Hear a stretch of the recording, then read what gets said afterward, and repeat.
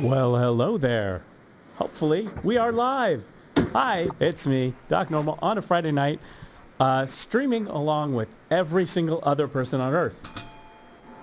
And I'm here with Jason Allen, right? Hello. Jason? There you Hello. are. Hello. Hello. Hopefully, we're coming through okay, better than last time. Right. But, I forgot to take a drink of water. I might have to do that. Like last time, Tuesday, we were on, and I was chugging the juice. The juice. No, it was like the normal juice. Like normal, everyday juice with nothing else in it but juice. Which is part of my problem, I realized. That might be, I'm like Lloyd Bridges right now. In Airplane, in the movie Airplane, Lloyd Bridges, they're coming in fast. Lloyd Bridges, I picked the wrong time to stop drinking. I picked the wrong time to stop using airplane glue. Yeah, that's kind of me. Right. If we're making airplane analogies, I'm the girl that's sitting in a seat where there's a line backed up, all hitting me. Oh, you mean like toilet? You know the scene where the girl's in the seat, or the lady, and she's freaking out, and there's a line behind her. Yeah. And they're slapping her. That's right. I'm a big fan. Let's talk about our favorite scenes from the movie Airplane, shall we?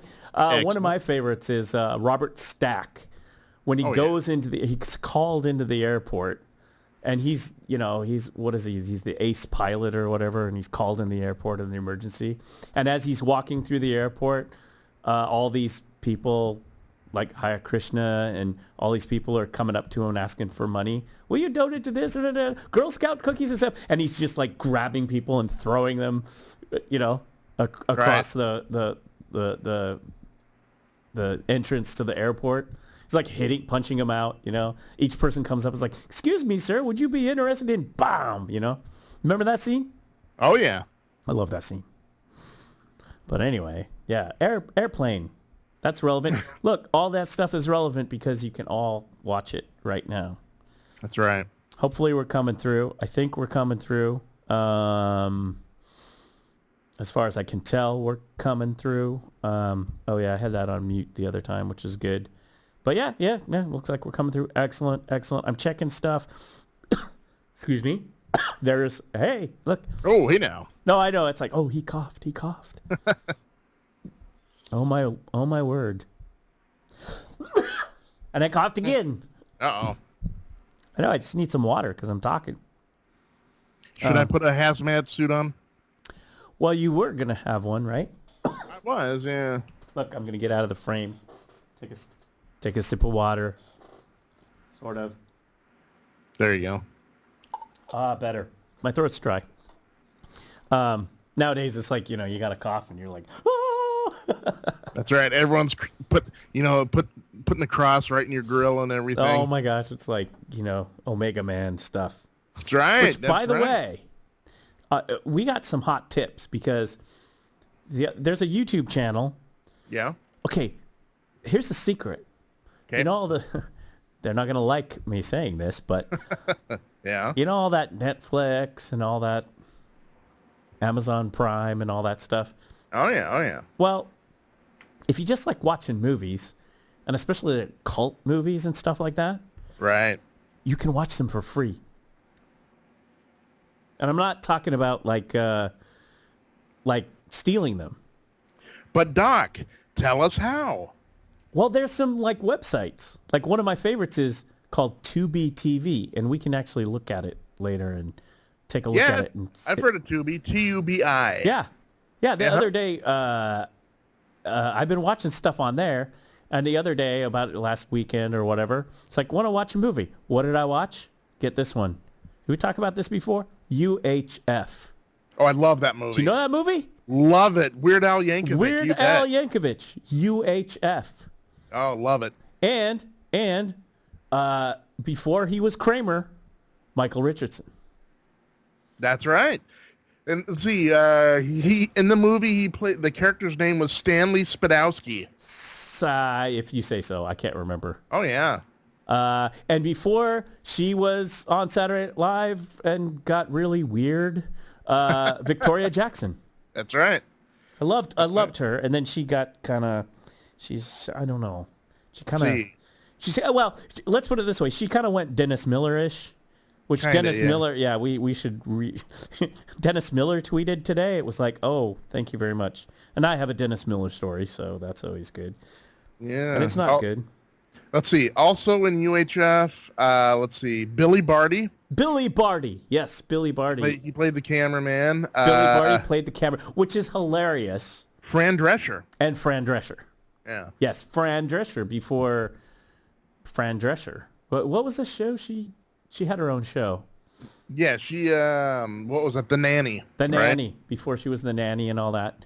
Right. But it's funny. Yeah, she kind of always had that thing. Like this was, I think she did UHF like around the time she had a cameo. Like everyone has a cameo in Spinal Tap.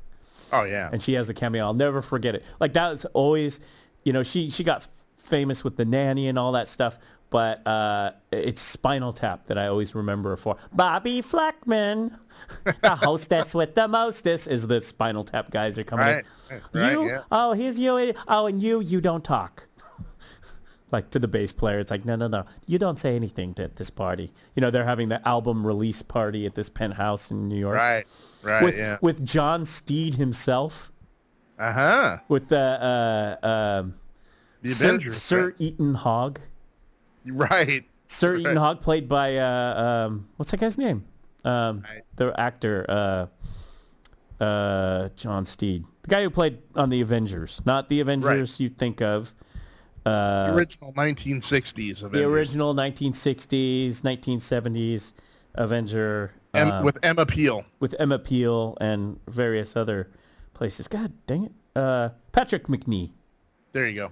I always get Patrick McNee mixed up. Okay, this is kind of funny. Patrick McNee, Patrick McGowan. Okay. I can see that. One was on an island. Right. Constantly asking who is number one.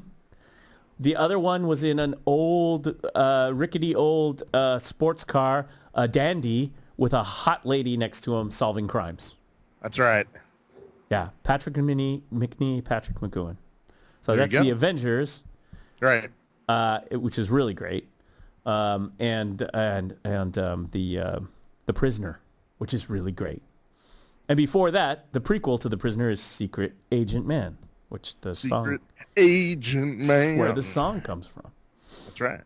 Okay, I have heard in the rumor circle of the pop culture that they're going to come back and remake The Prisoner. Really? Now, let me tell you something. The way they're coming back and remaking things, like, I don't know, like Star Trek and Star Wars and stuff, I don't want them remaking anything anymore. You're not holding out hope, huh? No. And certainly not The Prisoner. I mean, that was... Well, and it was like, I don't know if this is a rumor, but it's like they're going to do it, and then we'll find out who number one is and all that. It's like, no. Stop. That show was done. He was, the creative force behind that show, too. He wasn't just the actor. Right. Patrick McGowan had a lot to do in the creative aspect of that show. And it's like there was an Avengers movie way back when, not the Avengers. Not those Avengers, the other Avengers, which was like Ralph Fiennes and Uma Thurman, I want to say, and Sean Connery. I saw it. Yeah. I watched it. Yeah. And then I watched maybe 10 minutes of it. I've never watched it again.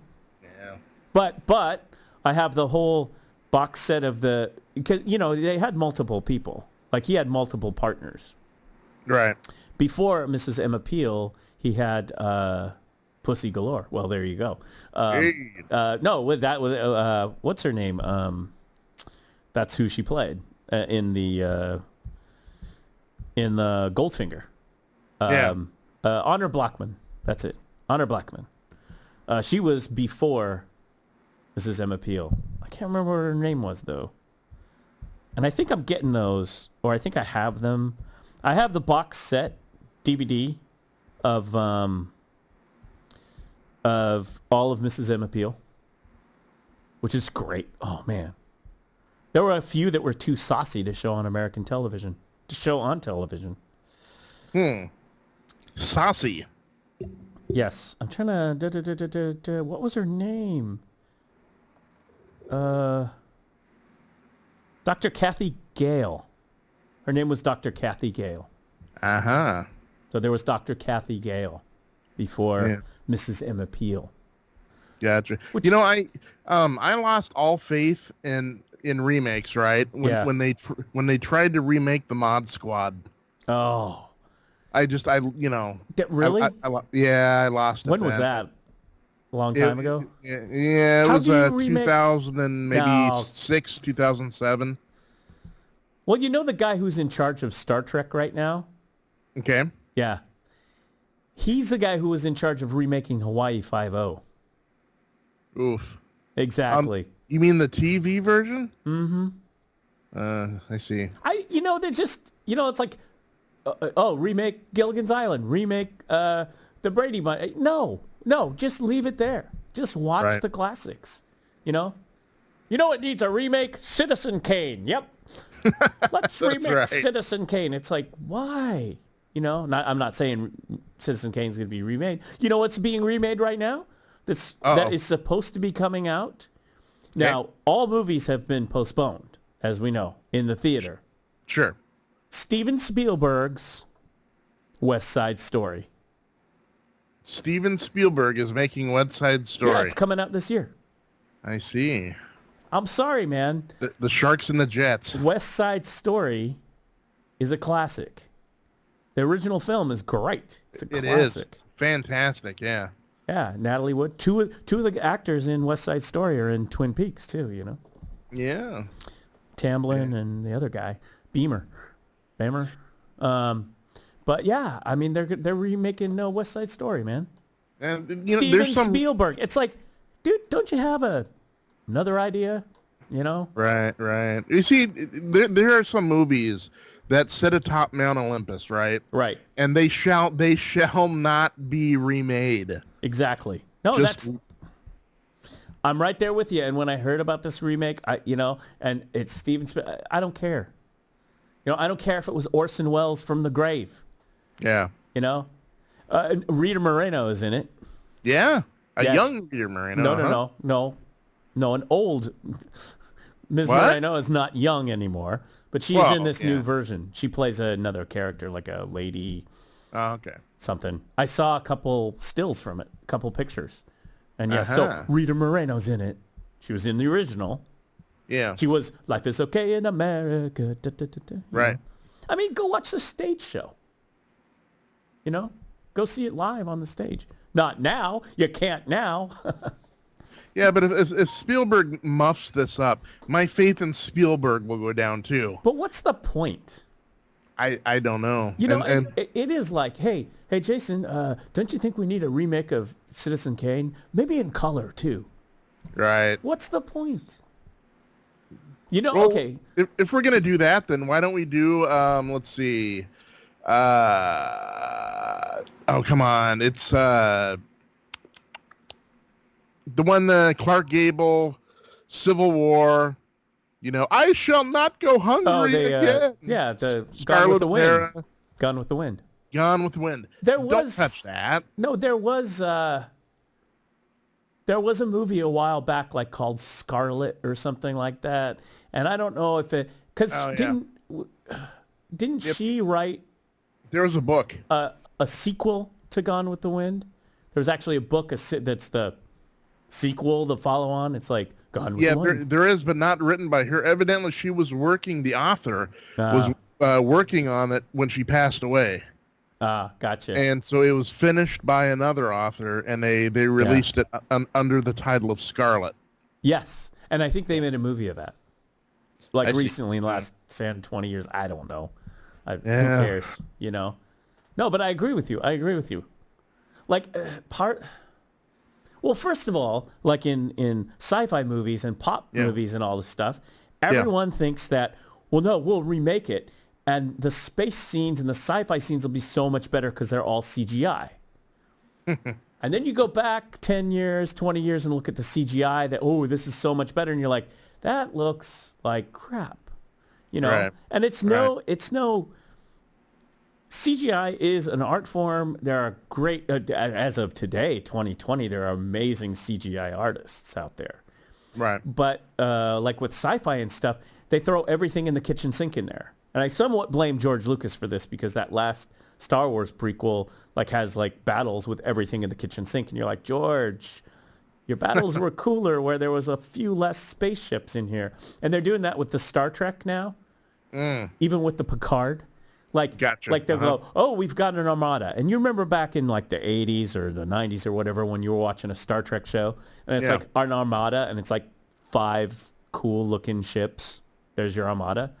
Sure. Because first of all, those ships probably aren't cheap. It's probably not, you can't knock them out in 2 seconds, right? Okay? Right. In high school shop, you know? Nowadays it's like, oh, man, it's like that Discovery show, the finale of Discovery. There were spaceships everywhere. Like, well, how can you even battle something because you're going to run into a spaceship over here? Like, you've now made space not space. It's like, you know, social distancing, please, folks. Is it like space bumper cars? Yes. There you go. So, you know, people just like pile it on, you know. That's the American way. That's what we do, pile it on. So, you know, it's like, so I always fear that that's what's going to happen with remakes of old shows. Right. And old things, like pile it on, make it cooler. Kids aren't going to like it. Well, why are you doing it anyway? Okay, then let me ask you this Welcome question. to Curmudgeons, by the way. Do you see the word curmudgeons here? This is not false advertising. No. We are typecast.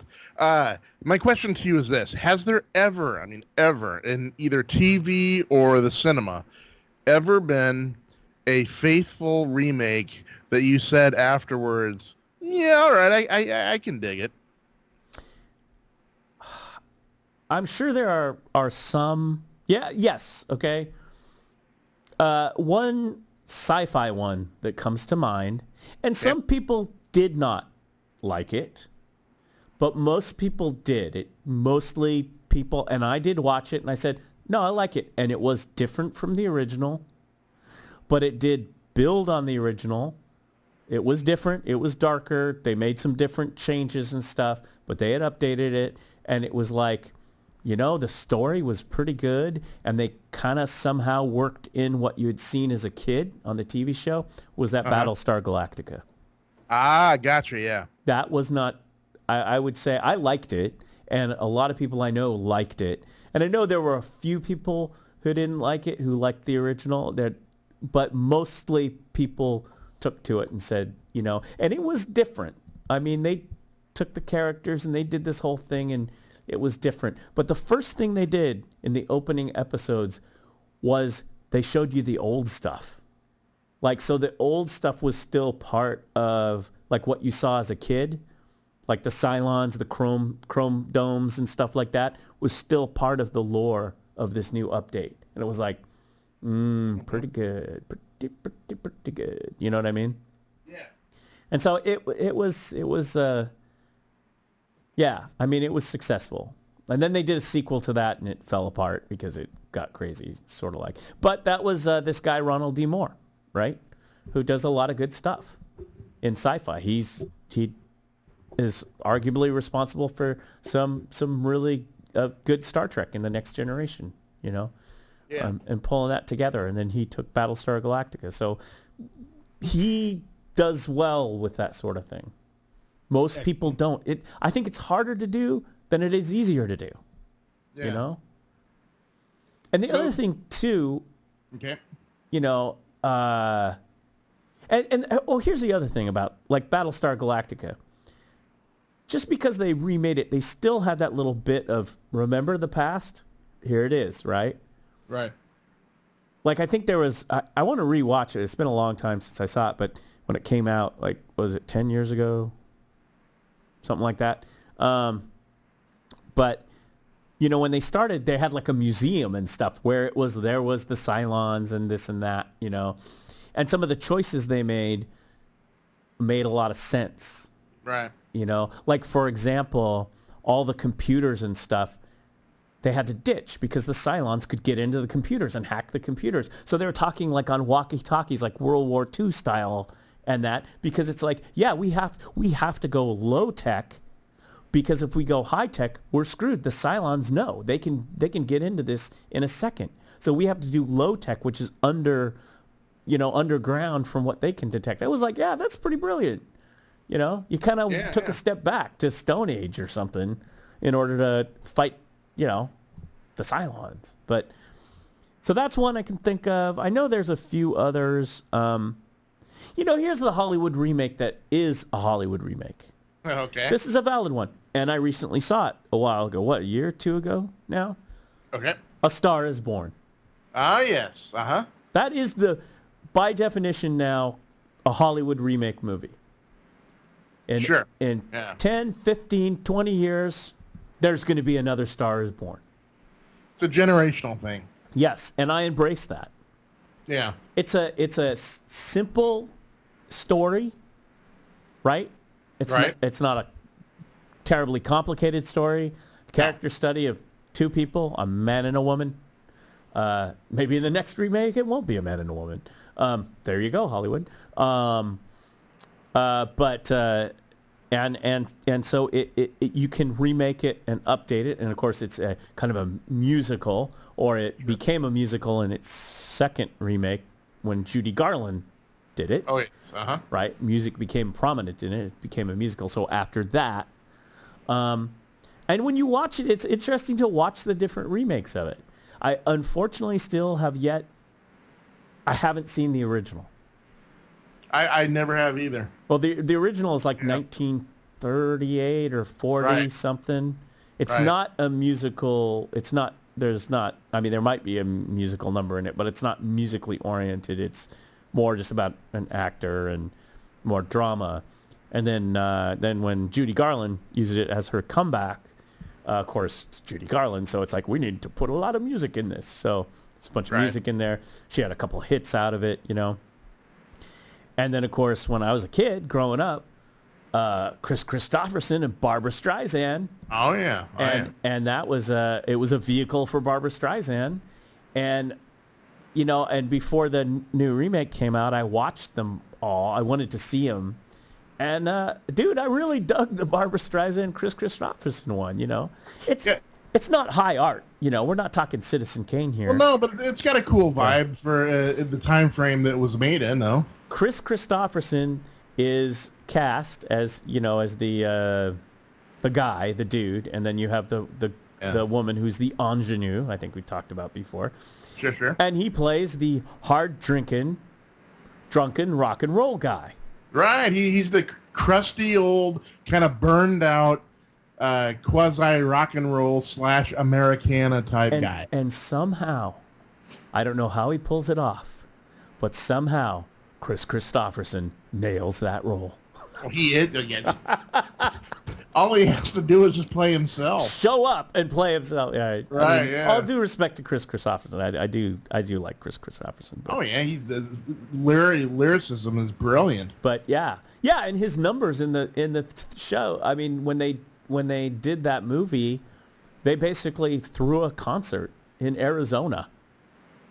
And so you see these scenes of Kristofferson out in an open air concert, literally with all these people there and stuff, and these great crane shots, and it looks, it's shot like a good classic old 70s rock and roll documentary or something. And so you're just like right in it going, yeah, I'm digging it, and then of course, you got like the big hit song that Mr. Paul Williams wrote. That's right. Yeah, Paul Williams, man. Evergreen, wasn't it? Yeah. Evergreen, yeah. I think so, yeah. Yeah. Paul Williams. Williams. He was, because, he was kind of a caricature of himself, but his songwriting ability, though, he never got the credit that he kind of deserved. He's so underrated as a songwriter. Well, I wouldn't say that. When I was growing up, he was always on TV and always singing his songs. And yeah, but he kind of turned into kind of a comedic sort of.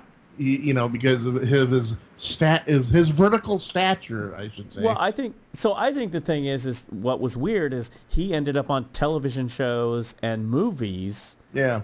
And he was like this unlikely guy because of his, his looks. I mean, it's kind of hip, but he's, like you said, he's kind of this geezer English guy, or whatever, writes songs or whatever. And it was just kind of like, it's kind of weird. It's like, oh, Paul Williams. But he would be in these movies and stuff. Somebody was talking about a movie he did back in the day. I can't remember the name of it. It's like some maybe sci-fi horror, maybe apocalyptic thing. I don't know what it is. But he's got a lot of movies and a lot of appearances on television. Oh, yeah. Smokey and the Bandit. Yeah. Yeah. But, I mean, I think that was just because he was a dude and he wrote music and stuff. And then for some reason, someone looked at him and go, hey, Paul, what do you think about playing an orangutan in a movie? I don't know. Never done that before. Sure. Does he sing? Only on The Tonight Show. That's right. In full makeup and regalia. Yeah.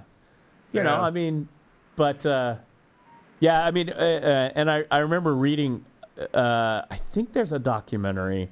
There's a book.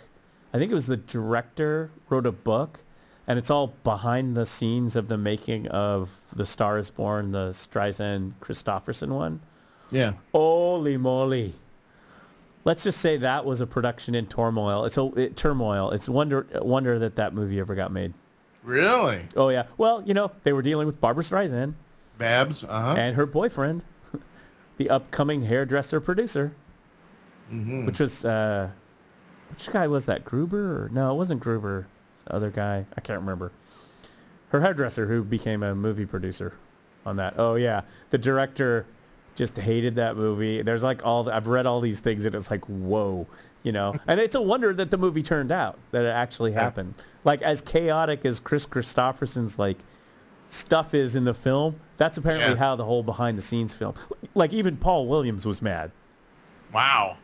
Yeah, he's walking in with his music and they're like, everyone's yelling at everybody, apparently.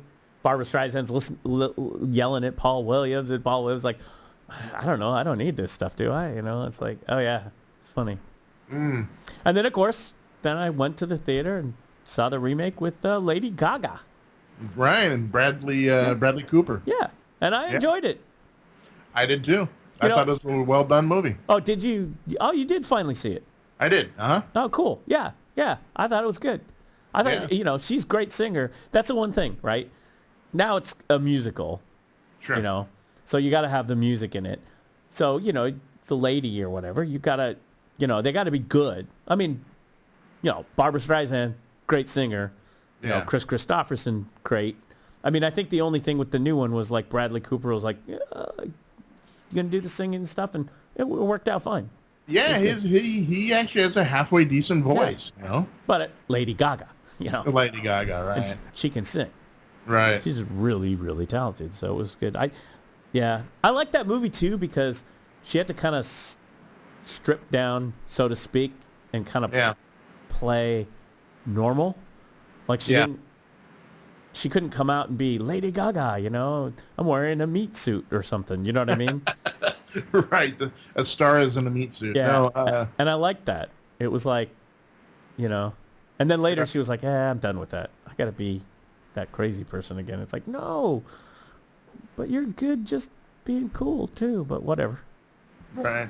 Actually, my favorite character in the movie is actually Sam Elliott. Sam Elliott. I thought he did a fantastic job. Sam Elliott. Especially towards the end when they get, really get into the drama of it. Oh, yeah, Sam Elliott. Well, he's always good. Oh, yeah. So, I'm Sam Elliott. That's right. Madison High School. Remember? Oh, yeah. Was it Madison? I think it's Madison High School, folks. Yeah, he's a local dude, yeah. Yeah. I believe it's Madison, if I remember in the past of our... I believe so, right. Looking up alma mater, Sam Elliott. You look at the yearbook, and it's just like, here he is with the handlebar mustache and the and the hat. He's still got the silver locks and the handlebar. Yeah.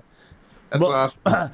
And underneath Sam Elliott's yearbook picture, it says, most likely to narrate a Coen Brothers movie. There you go. That's right. Remember which movie that was, right?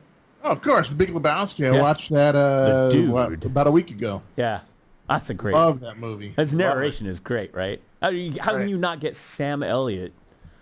I mean, him narrating the story of the dude. I like your style, dude. Well, I'm digging yours too, man. Oh God, I have not. I haven't seen that movie in a long, long time. I love that movie. That's one I need to revisit.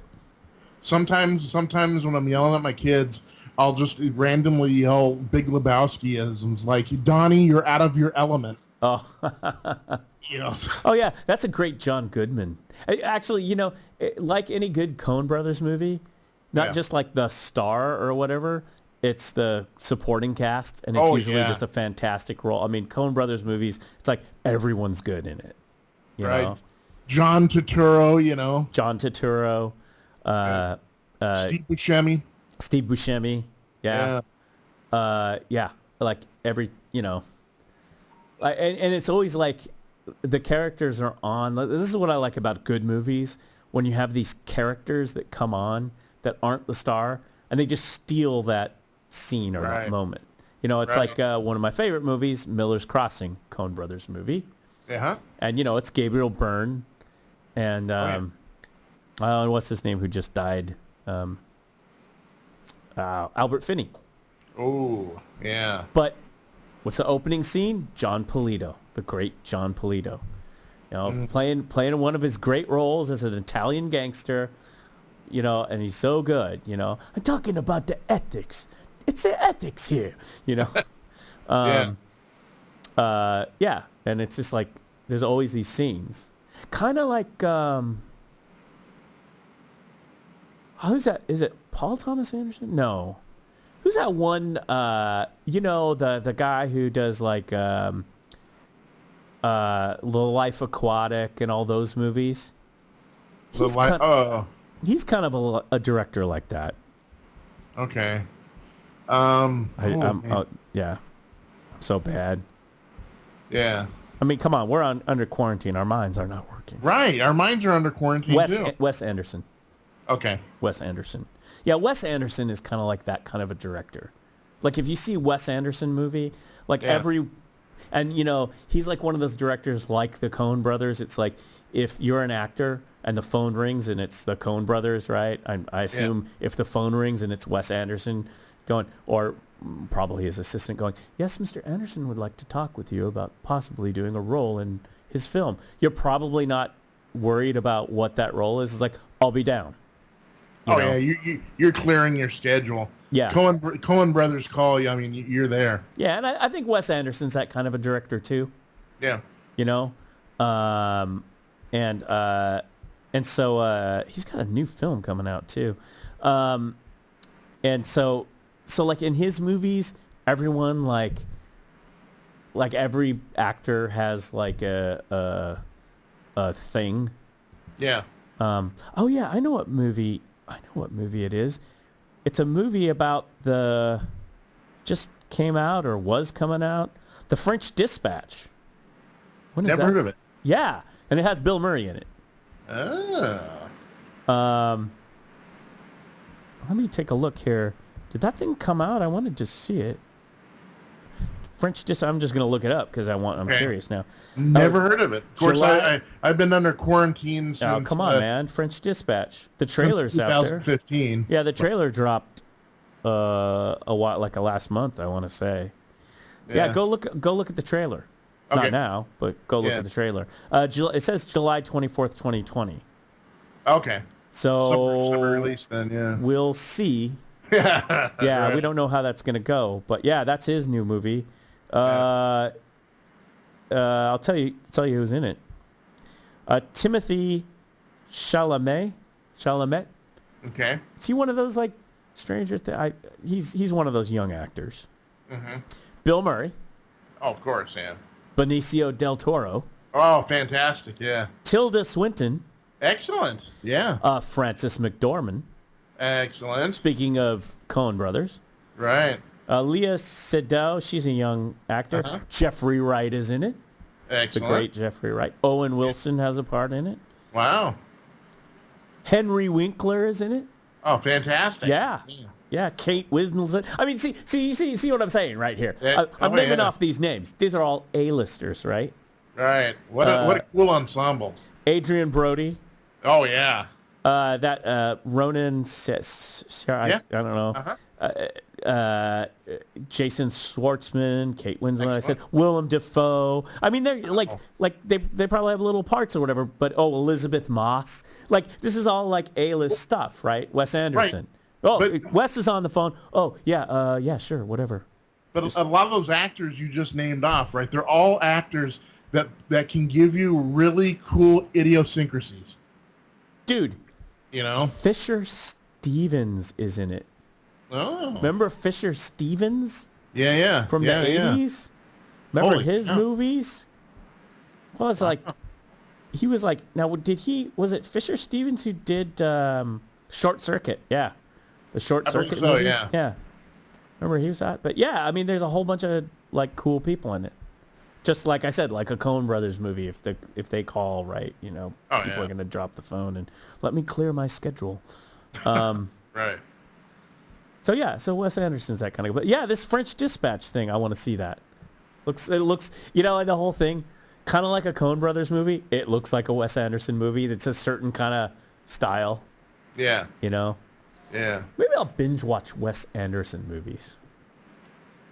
Maybe that's what I'll do under quarantine. Yeah, why not?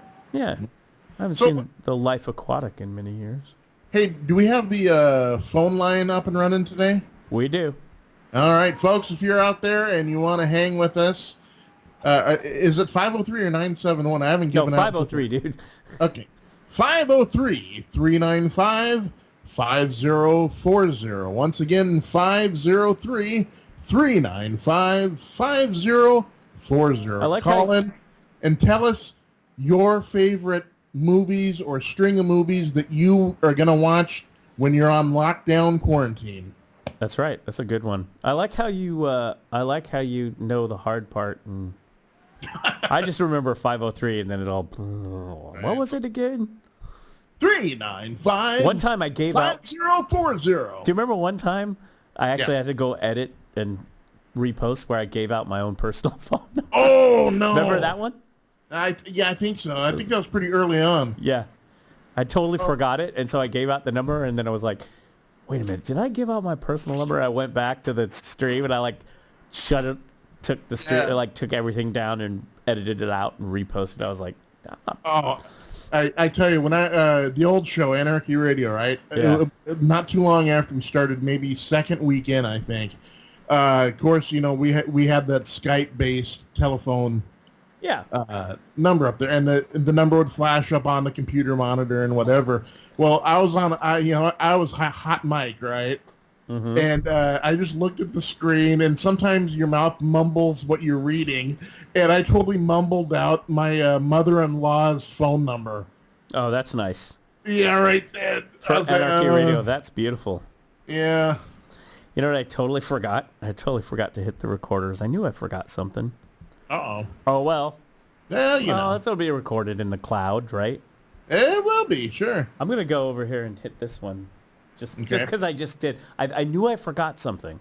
I was like getting all that stuff. We were trying to get your Skype video going, and we almost got it going. Almost, except the battery in the phone ran out. I'm going to go push this button over here. All right. You know what we could do, though? We could call this show, since it's part of it is unbacked up, we could call it The Lost Show. Man, I knew I had everything going just right. And then it was like, well, this is just warm-up, though, right? Sure. Nobody needs to hear about Wes Anderson movies. Yeah, you know. Stars Born, get out of here. We're warmed up. But, yeah, no, you know how you're like, did I get everything? Did I do everything? It's like, everything? Yeah, we got everything going. Yeah. Yeah, hit the record. Might need to just have a little sign here. That's what we used to do back in the production days. I mean, yeah. Problem is I got it. Remember. Yeah. Or the old production That's like checklist, being the pilot and going, did you put the flaps up? Oh, crap. Check. Yeah. Right. Oh, yeah. Oops. Yeah, so, okay. Well, that's fine. Okay, so we're talking about Coen Brothers movies, right? Mm-hmm. Okay, let me ask you this question then. What is your favorite Coen Brothers movie out of all of them? I'm telling you, it's Miller's Crossing. Is it? Probably will always be Miller's Crossing. You mean it's going to outdo Big Lebowski, Barton Fink, yeah. Oh Brother, Where Art Thou? Yeah, yeah. Nice, okay. Yeah. Yeah, because it's Miller's Crossing. I mean, it to me, it's almost really right up there with The Godfather. Really? Yeah, yeah. You know, I can never find that on either Netflix or Prime. I got to look that up. Isn't that weird? I know, it's hard. You got to find it, and it was hard to find on video back in the day, and then it sucks, you know? Yeah, it should be in full restored Blu-ray in my opinion. I mean, it's right up there with The Godfather. I mean, it's just that kind of a movie with the Coen brothers spin on it. I mean, John Turturro, well, everybody's great in it. Excellent. And and the flavor, you know, it's just, yeah. I mean, we had St. Patrick's Day. Well, actually, we were streaming on St. Patrick's Day, right? We were, yeah. Yeah. Great Oh Danny Boy scene in that movie. Ooh. Oh Danny Boy, Albert Finney, and one of those Tommy guns. Mm-hmm. Oh yeah. Excellent. Oh yeah, right in there. Just so, and the reason is, I think one thing that the Coen brothers do really well, because it's a period piece, and so it, you know, in that movie, it's a modern movie. I mean, it's like, I think it was made in the 90s now. It's not so modern anymore, but you know, they try to get you into the feel of that time period, and so they try to do things that make you feel that time period, or watching an old-timey movie, you know? Right, yeah. The way scenes, the way dialogue, they're always good at it. Like, one thing about Miller's Crossing is, well, their dialogue, and it's set in the 1920s, so they're throwing in words that people used, like slang terms that people used in the 1920s. Right, yeah. Not like modern, but, you know, slang. Right. And you're like, not too much, but you're like, oh, cool. Like, I feel like I'm in this time. Like, he's using words I've never really heard before, you know? Yeah. But those are words that bootleggers used, you know? Right. So it gets me into that world. Yeah, it's amazing how much slang, you know, evolves and changes. Yeah. From one generation to the next. And then like there's this big scene, right? Yeah. And it's this whole stage scene like out of an old movie, right? Crank up the Victrola. What is playing? Oh, Danny Boy. All of a sudden something happens, and there's Tommy guns and all this stuff with the music playing off the Victrola, right? Kind of old-timey movie setup. But it's like, dang, it's so perfectly executed. Yeah. So I mean, I when you get, if you remove Miller's Crossing from the list, if you just set that one aside, then I have to pick and choose. You know, Fargo. I love Fargo. Fargo is good. I mean, I love all the movies, really. I mean, their first movie is great. Blood Simple, was it? Never seen it. Oh, Dan Hedaya, man. Oh man. Great cast. The great Dan Hedaya, and also that guy. He was in Blade Runner. He was the captain in Blade Runner. Who's that? Let me see his cast here. Let me give you the cast. Okay. That was their first movie. Huh? Yeah, I've never seen it. Yeah. Frances McDormand, of course. She's married to one of them. M. Emmett Walsh. Oh yeah. He's the sheriff. Oh yeah. Yeah. Dan Hedaya, who's great. Holly Hunter is in it. I don't remember her part. She might have been like a... I don't remember Holly Hunter. It's been a while since I've seen it. I think I've got it around here on DVD. 1984. Wow. Actually, that's a good one. Yeah, that's a really good one. And then I think after that they did Raising Arizona, I want to say. Great movie. Uh-huh. Yeah. Blood Simple, Raising Arizona. Here's another one I love. I actually, not as well known by people, but Barton Fink. Yes, good movie. Love Barton Fink. And it's really just a two-piece, right? Between Turturro and John, what's his name? Oh, God, man. I know, my mind's on quarantine. Yeah. I can remember the studio phone number, but I love how when you Google it, like sometimes the cast comes up, but sometimes it doesn't. It's like, just put it on there. John Goodman. God. Ugh. John Goodman. And Judy. But I mean, Michael Lerner. This actor, Michael Lerner. And he plays basically, he plays the studio head, like a Warner. You remember Barton Fink, right? Yes. So he goes to Hollywood. Parts of it. Yeah, he goes to Hollywood to work on a script or whatever. Right. And so he's in the bungalow, right, working on like at a place like Paramount or Warner. And then he goes in to see the studio head, which is like, basically, I think he's like Jack Warner or whatever. And the dude's like wearing a uniform and everything because it's like during the war, or they're getting ready for the war. And like Jack Warner, one of those guys actually did that. And they put that in the movie. Like one of them, when the war broke out, one of those studio heads put on a uniform. Like literally just would wear a uniform to work. Like, and hey, we got to support America and all this stuff. It's patriotic. Yeah, so it's like based, there's a lot of base. And then John Mahoney. You know John Mahoney from Frasier? Yes. Dad from Frasier. He's played the dad. What's that? Oh, I say played the dad. Yeah, he plays W.P. Mayhew, which I believe is supposed to be William Faulkner. So all these characters have like some base. They're incredibly crazy, alcoholic, dude, just awful dude. Yeah, Barton Fink's good. Tony Shalhoub's in it. Oh yeah. Steve Buscemi. See, it's all this cast of characters. John Polito's in it. I can't remember. He might have been the agent. I just remember the end of Barton Fink. With I shouldn't really get into it. It becomes surreal. Anyway, that's a good one. So, Raising Arizona, Barton Fink. Of course, what about Oh Brother, Where Art Thou? You got to love that one. Love that movie, yeah. Come on. You know you love that movie. Oh, yeah. Huntsucker Proxy, you ever seen that one? No. Is that a Coen? Yes. Wow. That has Paul Newman in it. Tim Robbins. Tim Robbins, yeah. And Jennifer Jason Leigh, who's great. And the thing about Huntsucker Proxy is it's see, their movies are kind of riffs on other movies and styles. Huntsucker Proxy I like because it's a riff on like a Kate Hepburn film. Okay. Like Jennifer Jason Leigh comes in and she's Kate Hepburn. Well, what are you doing there?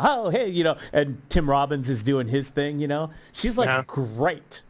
She's like great. She's like, so they have it in that style, of those old Hepburn movies and stuff. Those rapid fire dialogue back in the like 40s, early 50s. You remember those movies? Oh yeah, that they do. I love those movies, and it's just like the people are talking so fast, and especially Kate Hepburn was really good at that. So those movies, because she was like that was like early feminism, She was like the early feminist icon in film, Kate Hepburn. Sure. Yeah. And you're always like, and she's like doing something, and she's actually the brains behind it, and of course the men are like, what do you mean? Well, and then something happens, and then they realize they need her or whatever, Yeah, it's kind of that sort of thing. Huntsucker Proxy is like that. Excellent. Yeah, I've never seen it. And of course, Big Lebowski. Oh yeah. I do really like Fargo though. That's one I've seen millions of times. Yeah. Oh yeah. Frances McDormand is awesome in that movie. Actually, so is William Macy. Yes, that's right. Yeah. Yeah. Yeah. Oh yeah. What is he, Jerry Skarsgård or whatever? Like his crappy. A car dealership, right? Yeah, crappy car dealership stuff. Yeah. Hail Caesar. I did see that one. Haven't seen that one in a while. Yep, I've seen it. George Clooney. Mm-hmm. George Clooney is in it. That, of course, is a old Hollywood kind of riff. Yep. Burn After Reading. Never seen it. Yeah, I watched that. It was on Netflix. It might still be on Netflix. Brad Pitt? Brad Pitt. Okay. And Frances McDormand. And, I mean, it's kind of like, I guess, they cast her because she's married to one of the Coen brothers. Yeah, I mean, definitely Big Lebowski. Definitely Fargo, you know. Yeah. I mean, Raising Arizona, too. Yeah, Nicolas very good. Cage Nick Cage. And Holly Hunter. They are fantastic in that movie. Yeah. I mean, a great scene for today, right? He walks in and steals the Huggies and... Right. I'll take, I got to take these Huggies and all the cash you have in the drawer, please. You know, the funny thing is that might be Nicolas Cage's best role. You think so? Yeah, I don't know, like him, but I've never been a huge Nick Cage fan because, I mean, he just kind of did the action thing later on and didn't stretch much for an actor. I did like him in Peggy Sue Got Married. That's a classic. Yeah. He was in that Cher one, too. Remember that one way back when? Oh, was that Moonlighting? Yeah, wasn't it? Or something? Moonstruck. Moonstruck, right. Moonstruck. I haven't seen that one in a long time. Yeah, he kind of, I liked him in, okay, so here's one that he did that's an action adventure. National Treasure. You don't like National Treasure? It's all right. It was a good, entertaining movie. It's solid, yeah. Con Air. Con Air, yeah. Some of those action ones. Yeah. They kind of, I mean, they're good for what they are, but I wouldn't call it, you know, it's almost like a phone-in acting. You like a funny Nicolas Cage. I do. Another one, you know, with Travolta was Face Off. You know, that was a big one. That's true. Yeah. I'm with you, though. I am with you. Oh, I'm not... Honeymoon in Vegas. Is that the one with the Elvises? Yes. Yes. Utah chapter. Yes. I don't Jimmy even... Caan. Dang it, I didn't even know what the title of that movie was, but I love that movie. That's one I was thinking of. Yeah, with the Flying Elvises. Utah chapter. Yeah. Wasn't it the Flying Elvises? The Flying Elvises, yep. They're all jumping out of the play? Oh, yeah. And James Caan is in that. I love that movie. That's Good fun movie. Any movie about Vegas and then has a bunch of Elvises? Yeah, it gets my vote. You cannot go wrong. God, the guy's just done a million movies. Peggy Sue Got Married. Yep. Good movie. Yeah. He's just done a ton of movies. Oh, he did a remake of The Wicker Man, it looks like. He did, yeah. I haven't seen it. Yeah, see again. Of course, we all know his real last name, don't we? Yes, Coppola. Yeah. Because I know someone who grew up with him. Excellent. Yeah, it's kind of funny. She herself is kind of an actress, and when we talk, actually, yeah, one time I ever did a thing like that, movie making kind of thing, and then we talk, and it was like, oh yeah, it actually not know him is his cousin. Oh, wow. Like she's Detroit. It's all Detroit. The Coppolas are all Detroit. There you go. Yeah. Yeah. I kind of think if you come from Detroit, you might be related to the Coppolas. It makes sense with Francis Ford. Mm-hmm. Yeah. Yeah. No. Yeah. Makes total sense. Yeah. Yeah. There's a good movie that has the guy from Big Lebowski in it. Okay. Jeff Bridges. Tucker. Yeah. Oh yeah. Tucker. Remember that one? The man in his automobile. Yeah. Yeah, him and Martin Landau, right? I believe so. Yeah, I believe so. The guy from Mission Impossible, right? Martin Landau. You know what I hate? Yeah. So when you type in, you're looking at movies and you're Googling. So you type in Tucker, right? Yeah. What do you think comes up? Oh boy, Tucker? I'm looking for the movie Tucker, right? Yeah. I just can't type in even Tucker. begin to tell you. Not Tucker movie, just Tucker. What do you think the hits are? Just like all over the place. Well, down here a little ways, it's Raymond Tucker DDS. Back at you, Dr. Tucker. That's right. a certain host on Fox News. Like all of it. Oh, yeah. I type in Tucker, it's all Tucker Carlson.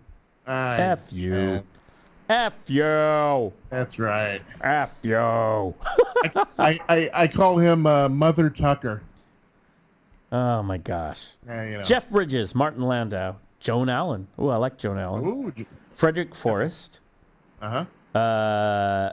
Which makes sense. He was in, remember Frederick Forrest was in Apocalypse Now. Wasn't he the one who was like, just don't get off the boat. Whatever you do, do not get off the boat. Wasn't that Frederick Forrest? That was, yeah. He said, don't get off the boat. What did I do? Got off the boat. Don't get off the boat. Christian Slater is in Tucker. Oh, yeah. Yeah.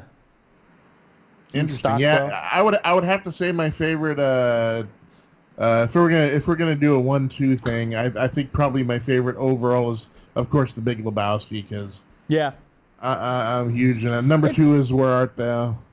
Oh, brother, where art thou? I dug that movie. It was pretty good. Well, that's the thing. I think those are like, when people think Coen Brothers, I think before The Big Lebowski, I think people like Raising Arizona and all that. I think when The Big Lebowski came along and Oh Brother, Where Art Thou? Also Fargo, because Fargo, those are all wildly popular movies. They did really well, as far as I can tell. They did Once Upon a Time in America, or is that Tarantino? No, that's Once Upon a Time in America is Sergio Leone. Sergio Leone. But see, that's my list, right? Yeah. Godfather, Once Upon a Time in America, Miller's Crossing. That like, if you were into that old-timey gangster, old-time making of America, Italian, Irish kind of thing, there's your 3 movies right there. There you go. Yeah. And Miller's Crossing belongs in that list. Like, seriously, if I'm making a top 3 of that genre, I mean, there are other ones, right, too, because you can go back to Cagney. Was it White Heat? Or was that Bogart? I mean, you could go back to a lot of... White Heat, Public Enemy #1. Yeah, Public Enemy #1, White Heat and all that. One time I went to the boutique video store back in the 90s, and they had all those, and I rented them because it was like, dude, I've never seen these, like the old, like the real old Bogart as a gangster. Yeah. Jimmy Cagney. Like, we always grew up with cartoons where they'd have Jimmy Cagney as a gangster, right? Yeah. And really, he was just a song and dance guy, Yankee Doodle Dandy and all that. It's like, well, where's this gangster? So it was like, I actually went to watch these movies. James G. Robinson, too. Yeah. And Clayton's for you. Mm-hmm. You know?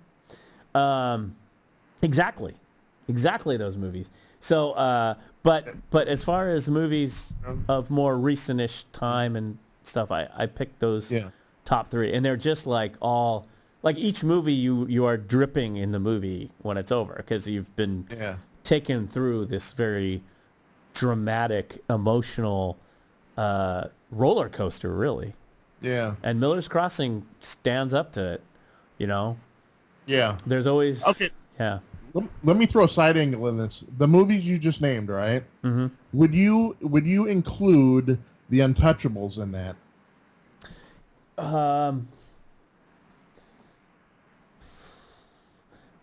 Yeah. I mean, that's a tough question, man.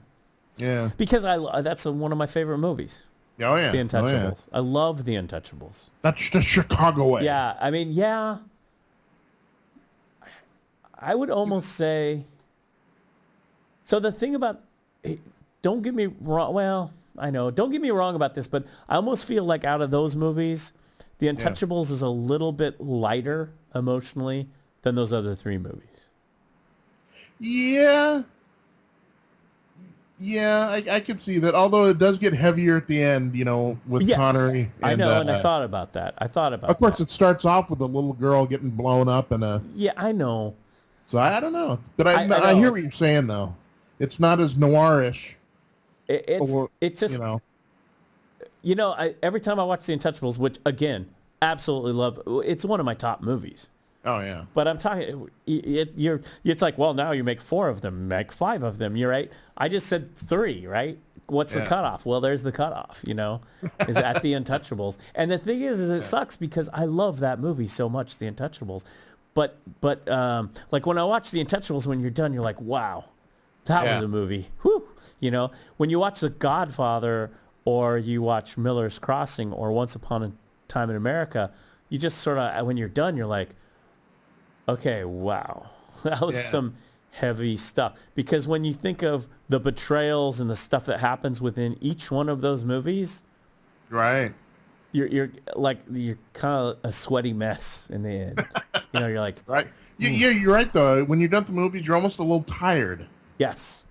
Yeah. Because they're so engaging that they kind of, And it usually has to do with the characters that. Okay, in those movies, there's characters that you think are one thing and turn out to be a completely other thing, right? Which creates a lot of drama, interpersonal relationships, which you have a take on at the beginning of the movie, which they show you, and then they take you through a process in which, well, guess what? Here's where we ended up, right? Which is the old good, And usually, those movies are usually a moral tale of betrayal. Sure. And so the betrayal, you have to be taken through the betrayal so it actually feels like a real betrayal. Right. And each one of those movies, Godfather, Once Upon a Time in America, and Miller's Crossing, have that element to it, where you're just like, oh, man. And you end up liking, the other thing is you always end up liking the characters on either side. Right, yeah. Where you come away and you go, damn, I'm sad now because I like that guy and I like that guy. And then all this happened. Right. And I understand why this guy did this, and I understand why this guy did this. Right. Because it's the humanity in the character. It's not just some a guy with a waxed mustache putting a damsel in distress on a railroad. They're part of especially part of this sort of family sort of unit. And then the et tu brute at the end. Yes. Where it kind of throws you. Which is actually where a lot of good gangster movies get their source material, like Shakespeare, Julius Caesar. Right, yeah. That's a heck of a template that they have used in the past to roll the story out, is the Julius Caesar story. And the roots of all of that, the mob and Italian and all that into that. But and so with this is a great question because we're just analyzing it here right now. But with the Untouchables, it's more the good guys and the bad guys. Right. Elliot Ness versus Al Capone. Yeah. Is righteousness going to win out or is evil going to win out? Right. And bad things happen, and bad things happen to characters you really like.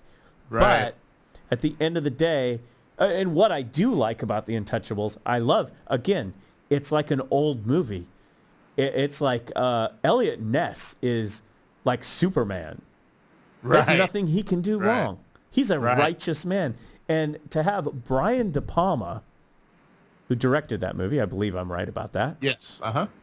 Brian De Palma, who's known for pretty edgy movies, direct that movie with David Mamet writing the script. I know. Wow. Yeah.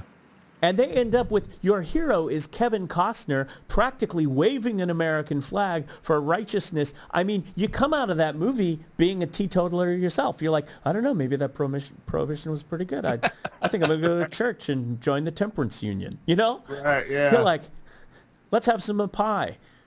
Let's put the flag out, honey. I mean, you feel that way in that movie. Right.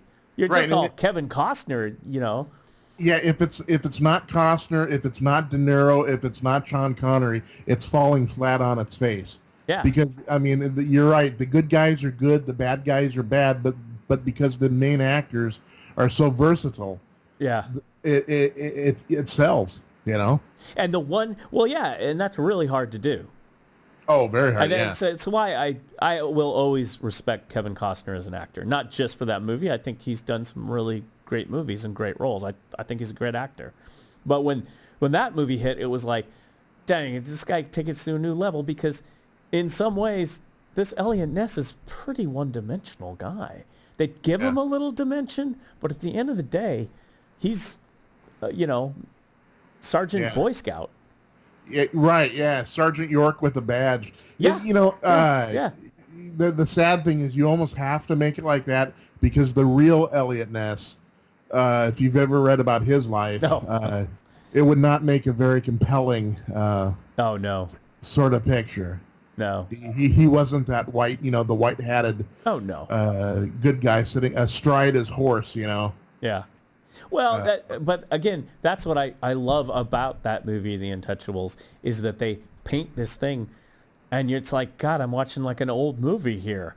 The good guys are good and the bad guys are bad. Right. And then that one little thing where, we might go over the edge just a little bit to get the bad guys. Oh, I don't know.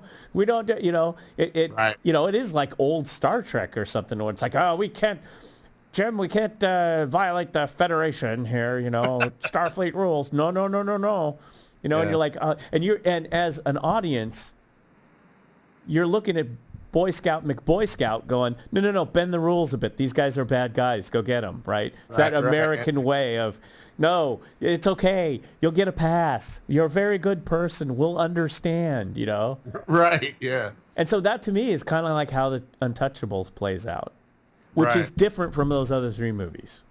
Right, yeah. Where those other three movies are messier. The people you end up liking aren't Boy Scouts necessarily. I mean, they're their own creed, their own rules. Right. And you're trying to find good within all of that. And sometimes those characters are trying to find some good within their seedy world, Yeah. So that's kind of why I would leave that off the list. Dang, I've never thought about that one before, but that's very interesting. Yeah. I've never thought about that because I love The Untouchables. I love that movie. It was pretty early on in his acting career. One of the best actors in that movie, Andy Garcia, Andy Garcia. Turned in a great performance. Yeah, the cast is fantastic in that. Yeah. And didn't Connery win the Academy Award for that? Best Supporting Actor, I believe so. Yeah. He was at least nominated. I mean, he deserved it. He was the only guy who was off, he was the guy who was like sort of dirty, right? The old Irish cop. Right, yeah. But he joins the Untouchables, right? Yep. Well, guess what? Not anymore. You're Boy Scout McBoy Scout now. Remember? Right, because he wants to live up to the ethic he always wanted to be but never quite achieved. Exactly. And with Elliot, he can actually, do good. Yeah, and Elliot's like, nope, we have to be above, reproach, I guess you'd say, right? Right, yeah. Oh, man. These are all great movies to go watch. Oh yeah. Movies while you're quarantined. Oh, yeah. One of the, also, now I would put that in, gosh. That's almost a top 3 soundtrack for me. Huh. And it's Morricone. It's Ennio Morricone. One of who at least he's in the top 3 of my top 3 movies because he did Once Upon a Time in America. Because it was Sergio Leone who directed it, so it's pretty much like who's his buddy, Morricone. Right. Oh, the one movie I screwed up when I said Once Upon a Time in America. What I should have said was Once Upon a Time in Hollywood. Oh, okay. And that's Tarantino. Yeah. Well, no. I mean, but you actually though you asked exactly the right question. Yeah. Because Once Upon a Time in America is Sergio Leone's gangster movie. Right. Uh-huh. And of course, Godfather. We know what that is, right? Francis Ford Coppola.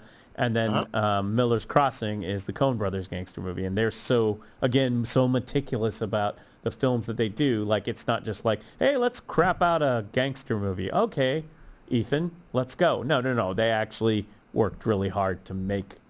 And it's so funny that I think that people don't know that movie that well. It's one that just, for whatever reason, flew under the radar. People who know it, though, are like me. Who's like, that is one of the best movies. Like if you know it, they're like, no, that's right up there.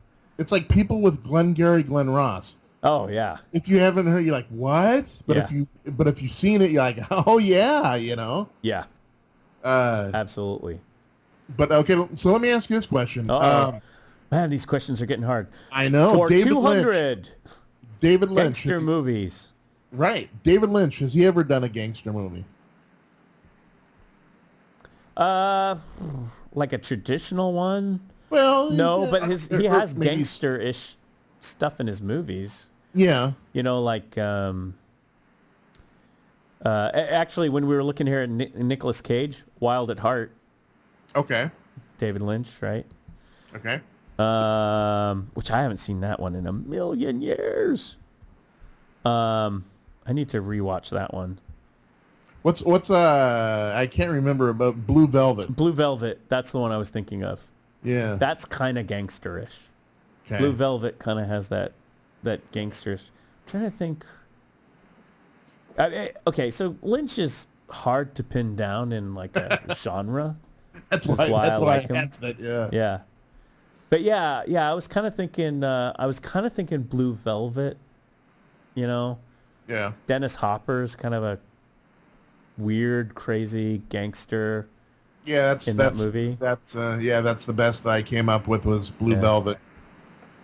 Yeah, I mean I don't know. The more the more like David Lynch is like he's in his own realm, you know. Yeah, that's not a bad thing either.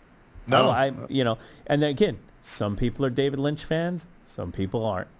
Right. And he's one of those directors where if somebody came to me and said, "Yeah, David Lynch, I can't, I don't know." You know, they're just like, I get it. You know, it's like, no, I get it. I could see where someone would Twin Peaks, whatever, and go, yeah, I'm just not feeling it. It's just not hitting me. It's like, yeah, I could see you're either going to really like them or you're just going to be like, nah, you know, right, yeah. Not working for me. Yep. You know, so yeah, I mean, it's it was Twin Peaks though that actually sucked me into Lynch's work. That was the gateway for me. Yeah, I think a lot of people. For me, it was not Twin Peaks. It was Dune. Right. It was Dune. That was the first. There's another remake too. Yes. Now there's a remake that's coming. Yeah. Now, okay. I'm on board. I'm on board for the Dune remake. Excellent. So, and it's supposed to come out. It's actually scheduled to come out at the end of this year, December. Like that's when it's scheduled. So maybe it has a shot still coming out. Yes. In December. Yeah. So coming out in December movie going could be like, there's 35 major releases in December of this year, Hollywood releases. Consequently, that could be like almost this year's quasi-summer releases. Well, yeah, that's the thing. But Dune is scheduled to come out in December. It was not scheduled to come out in the summer. Gotcha. I am excited about it. It's that Denis Villeneuve, that director. Okay. He directed this movie. He's directed several movies. One movie I saw, actually, I think in the theater, was Arrival. And I liked that movie. I thought it was good. It was a sci-fi movie. Uh-huh, yeah. It was about, I mean, it was pretty basic. Aliens come down. Jodie Foster? No. Kind of like that movie, though. I know which movie you're talking about, Contact. Oh, there you go. Okay. It actually, if you liked Contact, it's different. Arrival's a different type of movie. But it's got some brain work to it, like Contact, where you kind of got to go, huh. It has that gal. I'll tell you who was in it. Arrival. I had heard good things, and Amy Adams is in it. Okay. She's really good, and Jeremy Renner. Hawkeye. Hawkeye. Yeah, the guy from the Hurt Locker. Yeah. Yeah, Hawkeye. Right? Isn't he Hawkeye in the Avengers? Uh-huh. Yeah, and Forrest Whitaker is in it.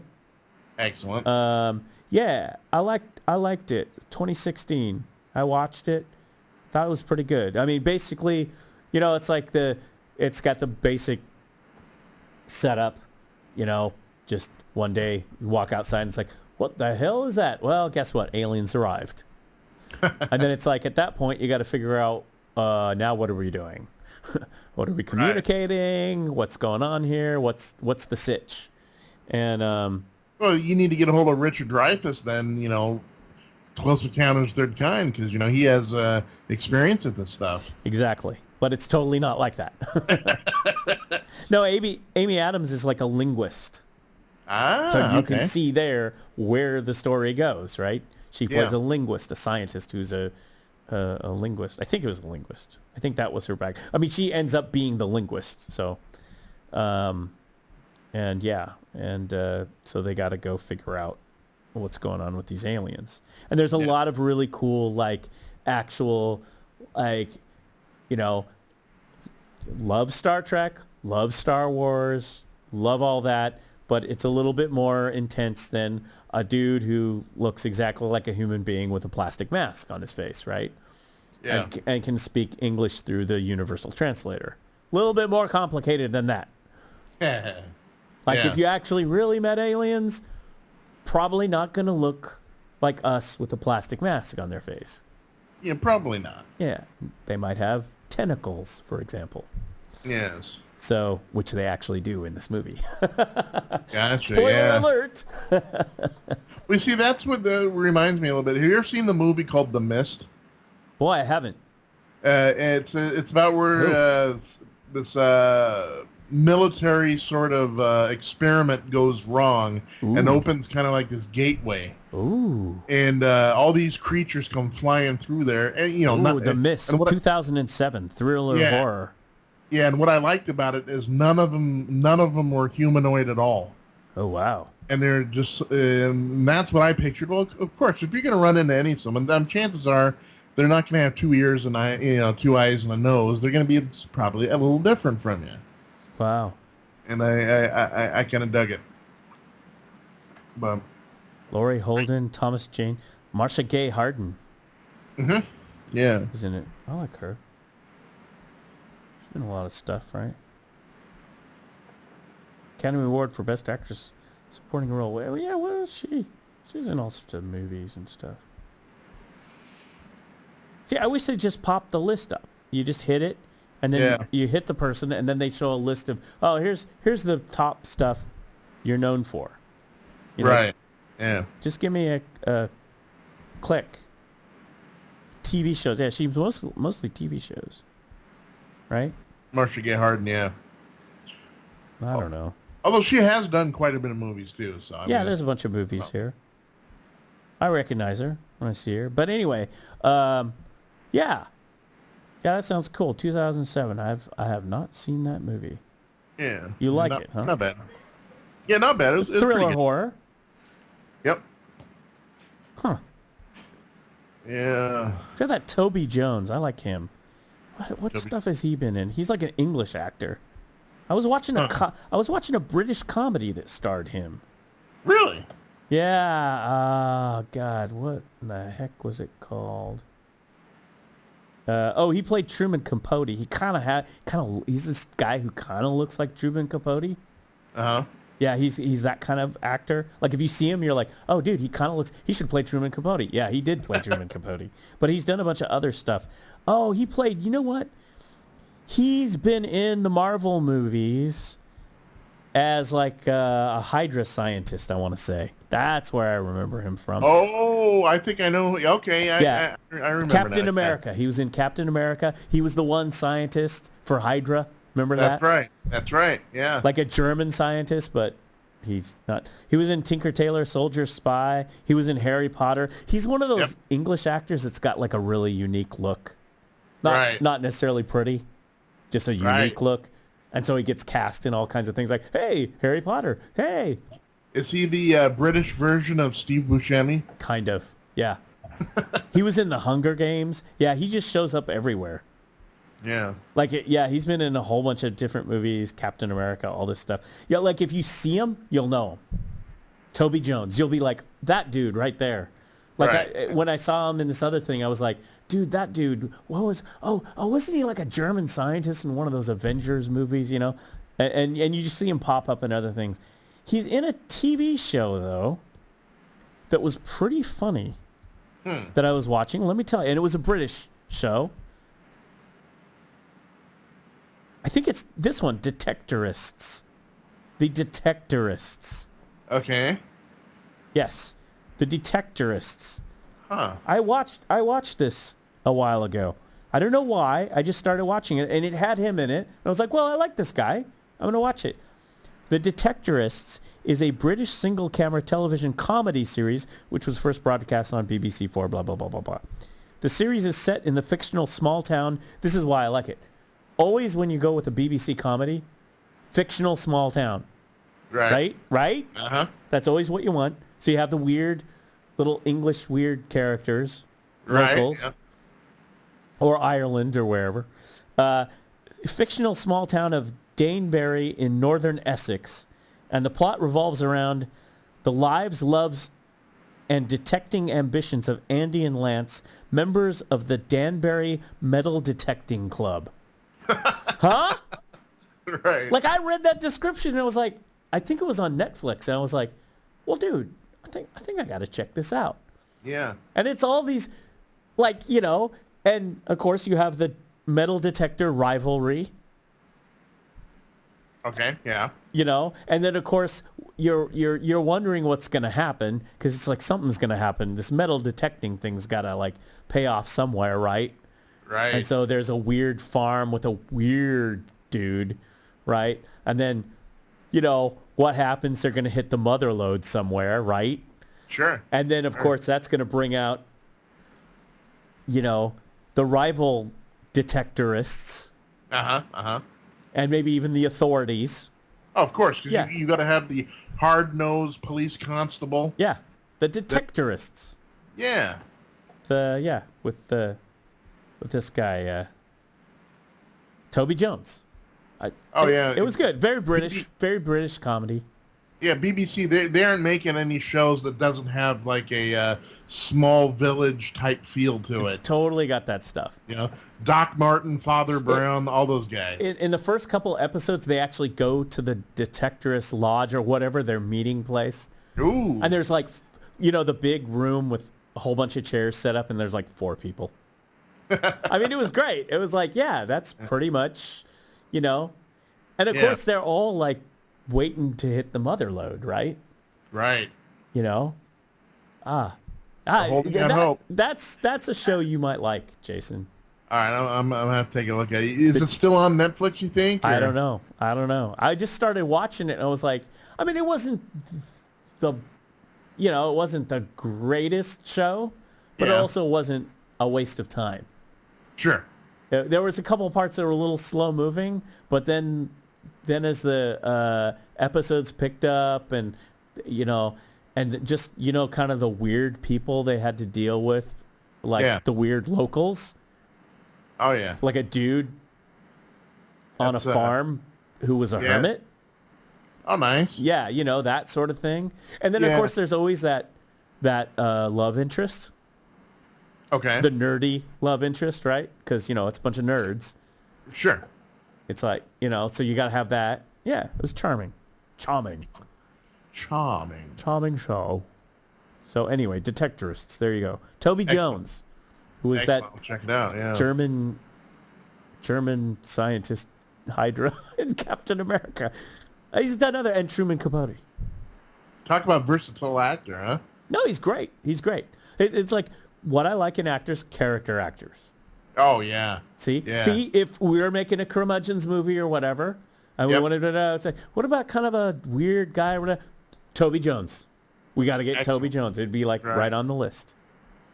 Yeah. You know, in a couple of years, we're going to be like Wes Anderson, man. I think every character should be a character actor.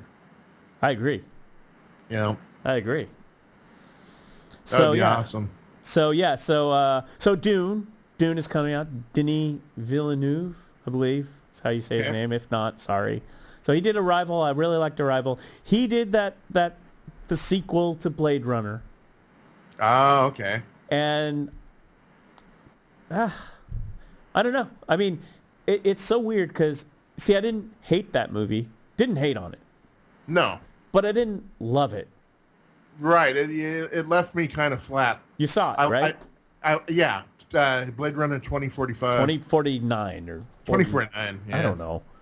Blade Runner like 2 years from now. Right. Remember, we've already passed by the Blade Runner, the year of Blade Runner. We're already in the year of Blade Runner, right? Yeah, it had good visuals. Of course, Harrison Ford had a pretty decent plot, but it was one of those movies because you anticipate it so much. You need to have it epic. It's got to be epic. It's definitely a movie I want to rewatch again. But I remember watching it and then talking to other people, some people hated it. I respect, and they had the same takeaway. It was like, yeah, I saw it. Okay. And it was like, yeah, me too. Like if there's any movie I want to really love in life is the sequel to Blade Runner. But do you think it's that is our fault though, because we put these movies and stuff such on high, like I was talking earlier, Mount Olympus, right? Yeah. And any sort of remake, it just never quite measures up because our anticipation of it far exceeds anything that realistically could be made. Well, and here's the thing that I saw about this movie, which was what really bothered me about it. Like, it could have just sucked. Like, it could be like, oh my God, why did you even bother? Throw that one in the trash bin. Like other genre sci-fi movies currently that have come out. Yeah. Where you just go, what was the point? What was the point of all that? And Blade Runner 2049 was not that movie. Because you could see the care, like the visuals, they really tried, they tried to recreate that world again. Right. So it was like, it was believable. It's like, you're in the Blade Runner world. Remember? This is the Blade Runner world. And it was like, okay. I mean, he definitely took care to make that movie, and that's what bothered me. Is like, well, why does this kind of fall flat? And maybe it is because, like you say, that movie's so unique, you can never go back. Maybe. I think that's what it is. And, I think so too. Because I like, that guy's a good director, and in his hands, it's like, okay. And, I like the cast. I like the characters. Yeah. Except, and this might partly be the problem. Okay. There is one actor, and I haven't seen a lot of his movies, but I saw that one and stuff, and I don't think I like him very much. Like, it's very rare that there's a good actor. I mean, there's actors out there that are acting. First of all, I think acting is at a level that it's never been before. I think actors are better than ever. Oh yeah. Today. I agree. I really do. And it's usually where the problem is the writers and trying to make a good movie, a good story. Because I've seen so much stuff that's bad, and it's like, yeah, but everybody in this cast is really good. Right. It's just a shame that this is crap. Like, I would have no problem with this cast. They're all really good actors, and they're playing their parts properly. Too bad this stuff is crap, I mean, really. It's like, wow. I mean, it's a heck of a phenomenon. But anyway, with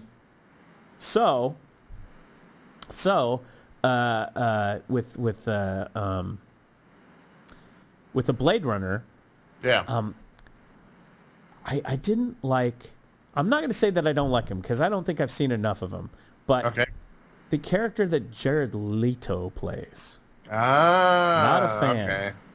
It was just too woo. And I never did see that Suicide Squad.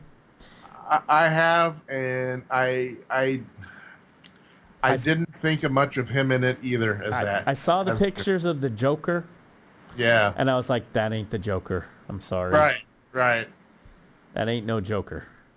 Yeah. I mean, and then, and I still haven't seen it, the new Joker movie, the one that he won. Oh, Joaquin Phoenix. Yeah. And it's like, okay, when I see him, it's like, no, that looks like that could be the Joker. Yeah. Even, the guy who really spun the Joker on its head was Heath Ledger. Oh, yeah. Right? Yeah. He took the comic version because, even Nicholson kept it sort of a comic vibe. He did. He was true. He actually did it really well. I thought Nicholson did it great, Yeah, I did too. I thought he did a fantastic Joker, but Ledger, I mean, he brought the. I mean, when you want a psychopath, you really want a psychopath, and this guy, Ledger filled the bill. He was excellent at it. Yeah, and it was kind of, at first you were like, I don't know about this Joker. What is this? It's like, okay, and it all kind of the whole movie kind of came together and worked, Yeah. Yeah. I mean, some people don't like it, but most people did. And I liked it. I thought it was good. It's very dark. It's like if you really want to go dark with Batman, here's your movie. But yeah, I saw that. So I don't know. But see, again, I have good feelings about this Dune movie, and and he's got other movies that I haven't seen. Maybe I've seen another of his movies. I don't remember, but he's everything I know about the production of Dune is they want to be very careful. They want to be true. One of the things that they want to be true to the book, Frank Herbert, which is really hard. Yeah. Which the David Lynch version was not. Which is part of the problem with the David Lynch version. Because if you had not read the book and you didn't know what was going on, you went in there and you went, what is this gobbledygook? And it was like the only reason I came out of it going, I know what's going on, is because I read the book. But the other thing is, too, I came out of it going, I read the book, and this and this and this didn't, that's not how it worked in the book, Yeah. But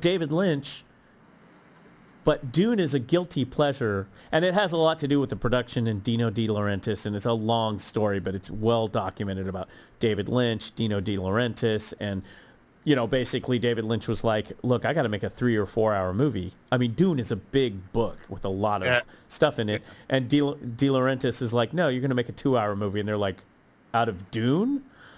You mean part 1 and part 2? It's like, no, just 2 hour movie. And so they just cut it up, and it became a mess. And David Lynch pretty much ended up walking away with it, which is sad because his visuals were amazing in that movie. And to this day, it's a guilty pleasure visually. Yeah. It's very unique.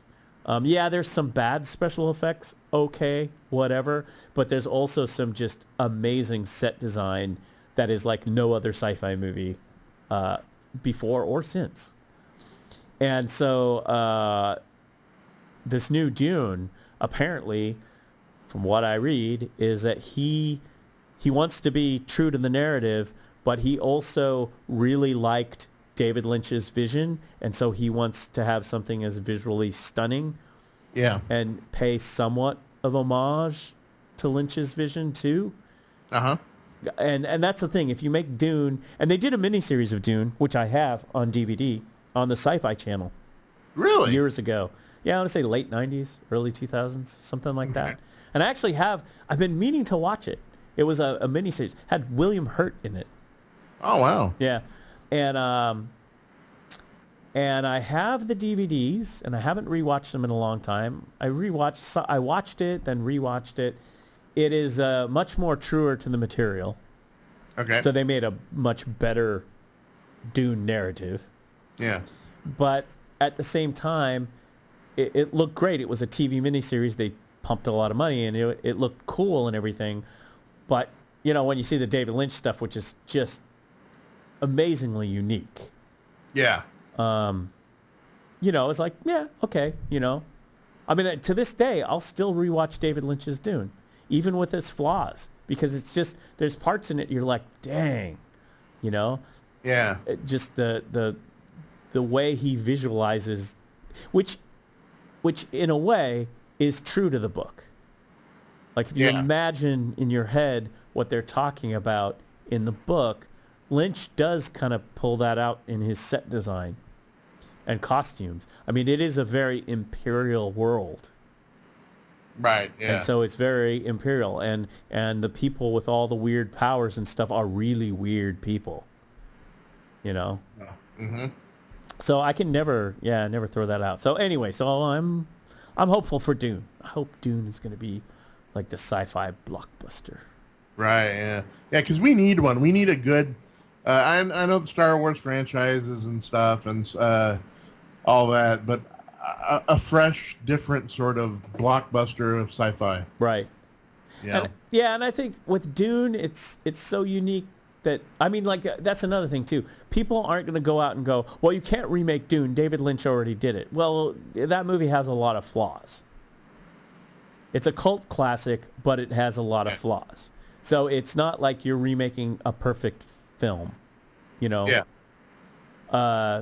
which is why it's like, no, yeah, I mean, it's just do it right, though. Or add something better to it. When you remake a perfect film, again, I go back to this West Side Story. It's like... Right, yeah.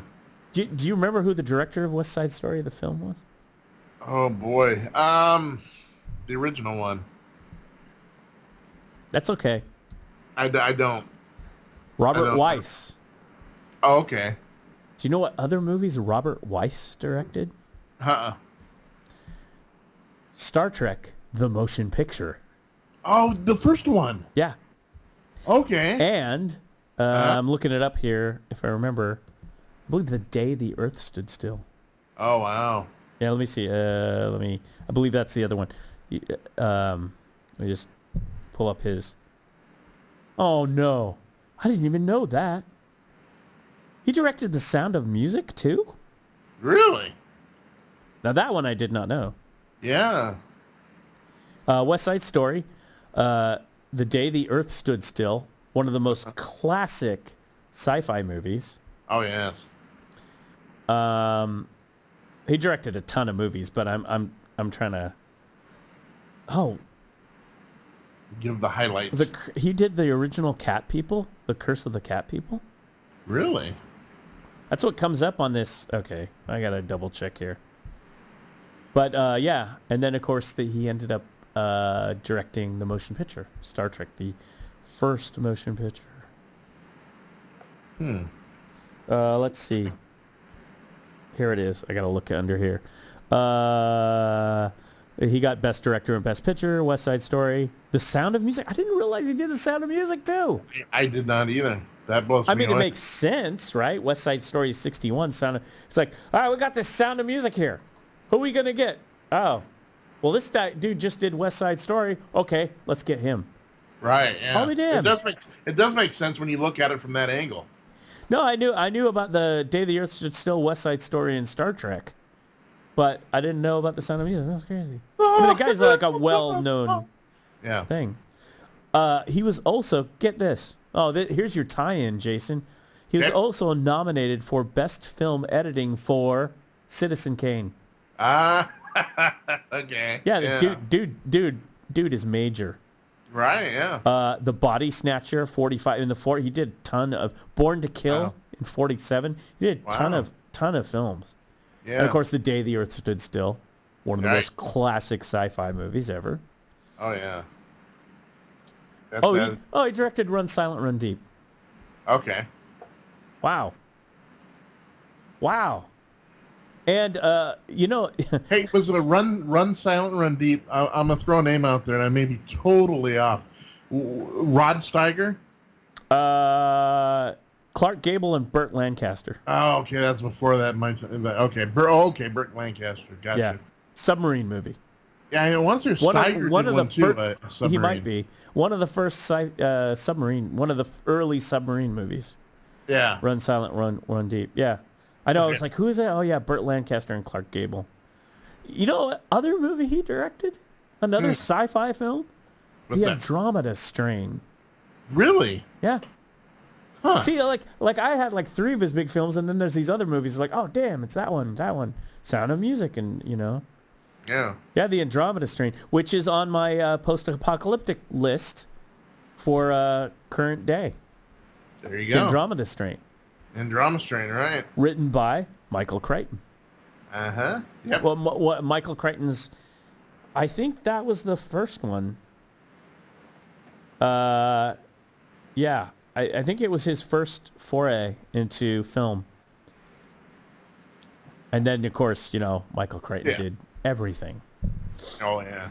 But Andromeda Strain is about a virus... I think it was a virus, I believe. Could have been, I don't know, maybe it's bacteria, I don't know, that comes down on a meteor from space and infects everybody. Yeah. And there's a pandemic. The Andromeda Strain. There you go. Highly recommended for March 2020. Yeah, no kidding. Man. Although that might be a little too real for people. They made Need an Escape. We're talking about all these movies I want to rewatch, but those are the movies I actually want to rewatch. Yeah. I mean, I'm sorry. I mean, I want to watch all those Heston movies from the 70s. Oh yeah, the Omega Man, Soylent Green. Now, here's how we got into this. The pro tips of movies. Let me. Oh no, I gotta go to YouTube here. Here's my pro tips here. Pro tips. Ask for them by name. They taste good, just like chicken. You gotta hit the dinger on that after you say pro tips. What? Oh yeah. Pro tips. Just the tip. Oh God. Ah. Okay. Okay. Here we go. I think this is I'm subscribed to. I can look on my phone. Yeah, this is the one. Tell me that this is on here, and you actually should be checking this out. Oh, come on, it's gonna play, but I got it muted. Did they take it down? Is it still up? Oh, it might be. You know what? It might be gone. Uh-oh. It might not be there anymore. Yep, they probably posted it, played it, and took it down. Oof. There's a YouTube channel called Cult Classic Cinema. Oh, yeah. And, oh no, there it is. It's right there. Oh man, they just posted they post a ton of stuff. Okay. They post all the Flash Gordon serials, tons of serials. They've got a whole series of Flash Gordon. Yeah. Like all the old school Flash Gordon. Like the stuff George Lucas watched got inspired. Yeah. But if you look down, they've got a whole bunch of stuff. Daredevils, da da da da da. But if you look down a ways, just keep scrolling down. 2 days ago, they posted The Last Man on Earth, 1964 drama, horror, sci-fi, starring Vincent Price, which is the Omega Man with Charlton Heston, 1971, I think, is a remake of The Last Man on Earth, 1964, Vincent Price. Gotcha. I have never seen The Last Man on Earth. I don't think I have either. It's up there. Cult Classic Cinema YouTube channel. Go search for it. It's right there. It got posted 2 days ago, and I was like, oh, I gotta watch this. And I had other stuff to do. I couldn't watch a movie. Yeah. Yeah, it's right up there. Vincent Price. And that is the original Omega Man. Yeah. So there was an old time radio. There was a version of that. It was done in the late 40s, early 50s, under the title "The Earth Abides." Oh. If you really want a real cool old time radio kind of take on all that sort of theme, it is actually a two-parter. When they wrote the script, they couldn't get it down to just an hour, so they did 2 1 hours of it. And yeah. It's fantastic. I mean, for the time, and it's brilliant. I just looked here. Apparently, there was a TV series not too recently, Last Man on Earth. Huh. Last Man on Earth is a 1964 black and white post-apocalyptic science fiction horror film based on the 1950. I knew it was on the novel 1954 novel I Am Legend by Richard Matheson, which they did I Am Legend a few years back with Will Smith. Yeah. So it's all based on I Am Legend. Gotcha. Omega Man is also based on that story. I have not seen the Will Smith one. I haven't either. I was check that out now. Kind of excited about it. I was kind of like, okay. I don't think it. I don't know if it did okay. I Am Legend. Yeah. I think it did okay. Yeah. I Am Legend, which is the name of the Will Smith movie. Oh wait a minute, was it Will Smith? I think it was. Or was it Denzel Washington? No, I think it's Will Smith. Okay. I think you're right. I think it is Will Smith. Mr. Washington does not do scary horror and sci-fi. Right. I think it's Will Smith. Because I have to type in cast. I remember when it came out. Oh, 2007 it came out. Yeah, it was Will Smith. Okay. Yep. I thought there was kind of a post-apocalyptic movie that old Denzel did. Probably. I can't think of what it was, though. Yeah, 2007. 2007 that came out. Like, Yeah. that was a long time ago. Right. I thought that was a movie that came out like, I don't know, 2015 or something. I remember when it came out, people were talking about it because they were like, oh, I Am Legend. Based on the book. Based on the Omega Man. Based on the Vincent Price. Yeah, so anyway, Last Man on Earth is up there on YouTube for free. Cult cinema classics. There's other stuff up there too. There's some early John Wayne Westerns. Ooh. I don't know. I mean, I just found this. They're not, like, YouTube's not taking down the channel. Uh-huh. So, and it's been up there for a year or more. I mean, these are old movies. I don't know. Huh. Oh, it was released in the 1980s. The film entered the public domain. Okay, there you go. There you go. Yeah. So there you go. Vincent Price movie that entered the public domain. I mean, that's what I assume if it's up on YouTube. Yeah. I mean, some of those old, like those old Flash Gordon serials and a lot of those old serials all fell into public domain. Or at least they did because nobody could figure out the ownership of them. Like a lot of that old stuff. You know? Like old radio, old serial movies. So I'm assuming like the stuff they're posting Flash Gordon is all public domain. What happened was the owners or whatever didn't step up to renew the copyright. Ah, okay. So it might have been unintentional. So there's a lot of that old stuff that is out there and on the internet, and it's okay because if it's public domain, you can go check it out. So anyway, yeah, Last Man on Earth. I got that in my queue to watch, and it's like in HD and everything. It looked really good too. Nice.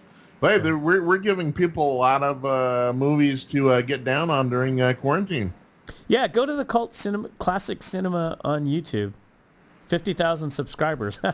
Way more than... But there's a lot of good stuff. There's all these horror movies, and there's... Look at this movie.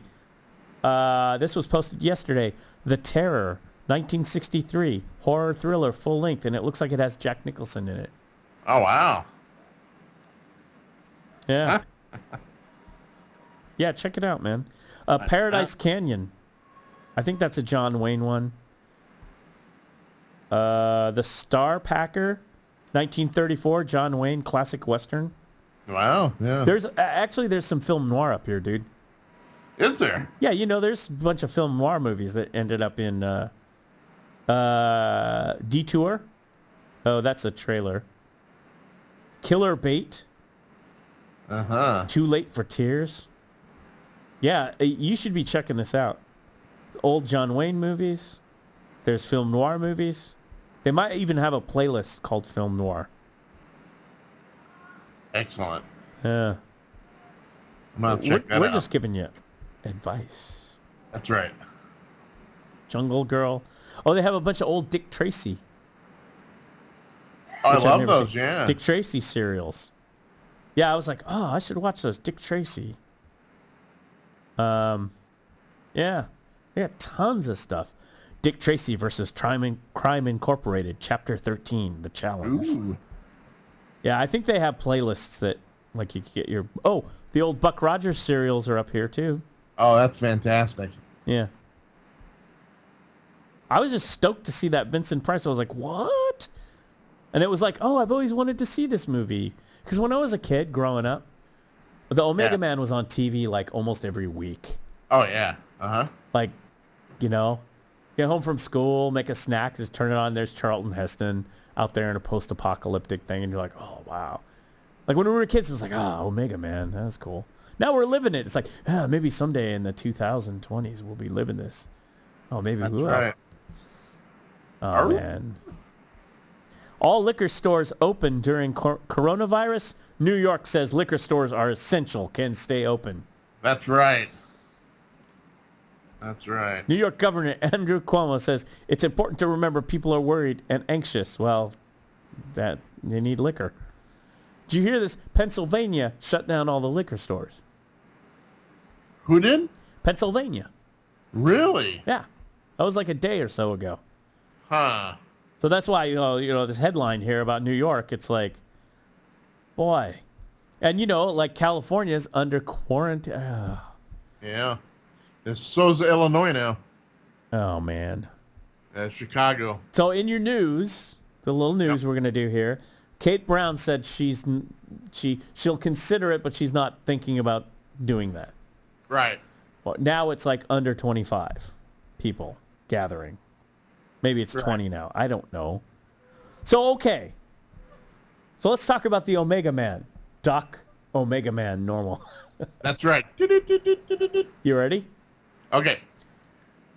Okay, I needed to get some more groceries. First of all, I'm not one of those hoarding jerks. Right. All right? Right. I get groceries once a week. That's what I do. That's how I roll. And I have been known to run out of toilet paper often. In fact, if people come over to my place, hang out, maybe it's like, hey, I'm in town, I got to crash or whatever. Yeah. They often bring their own toilet paper because they know me. There you go. Yeah. No joke. No joke. It's like, it's like, oh, cool. Oh, by the way, no, I brought some toilet paper because I know I'll just show up and you won't,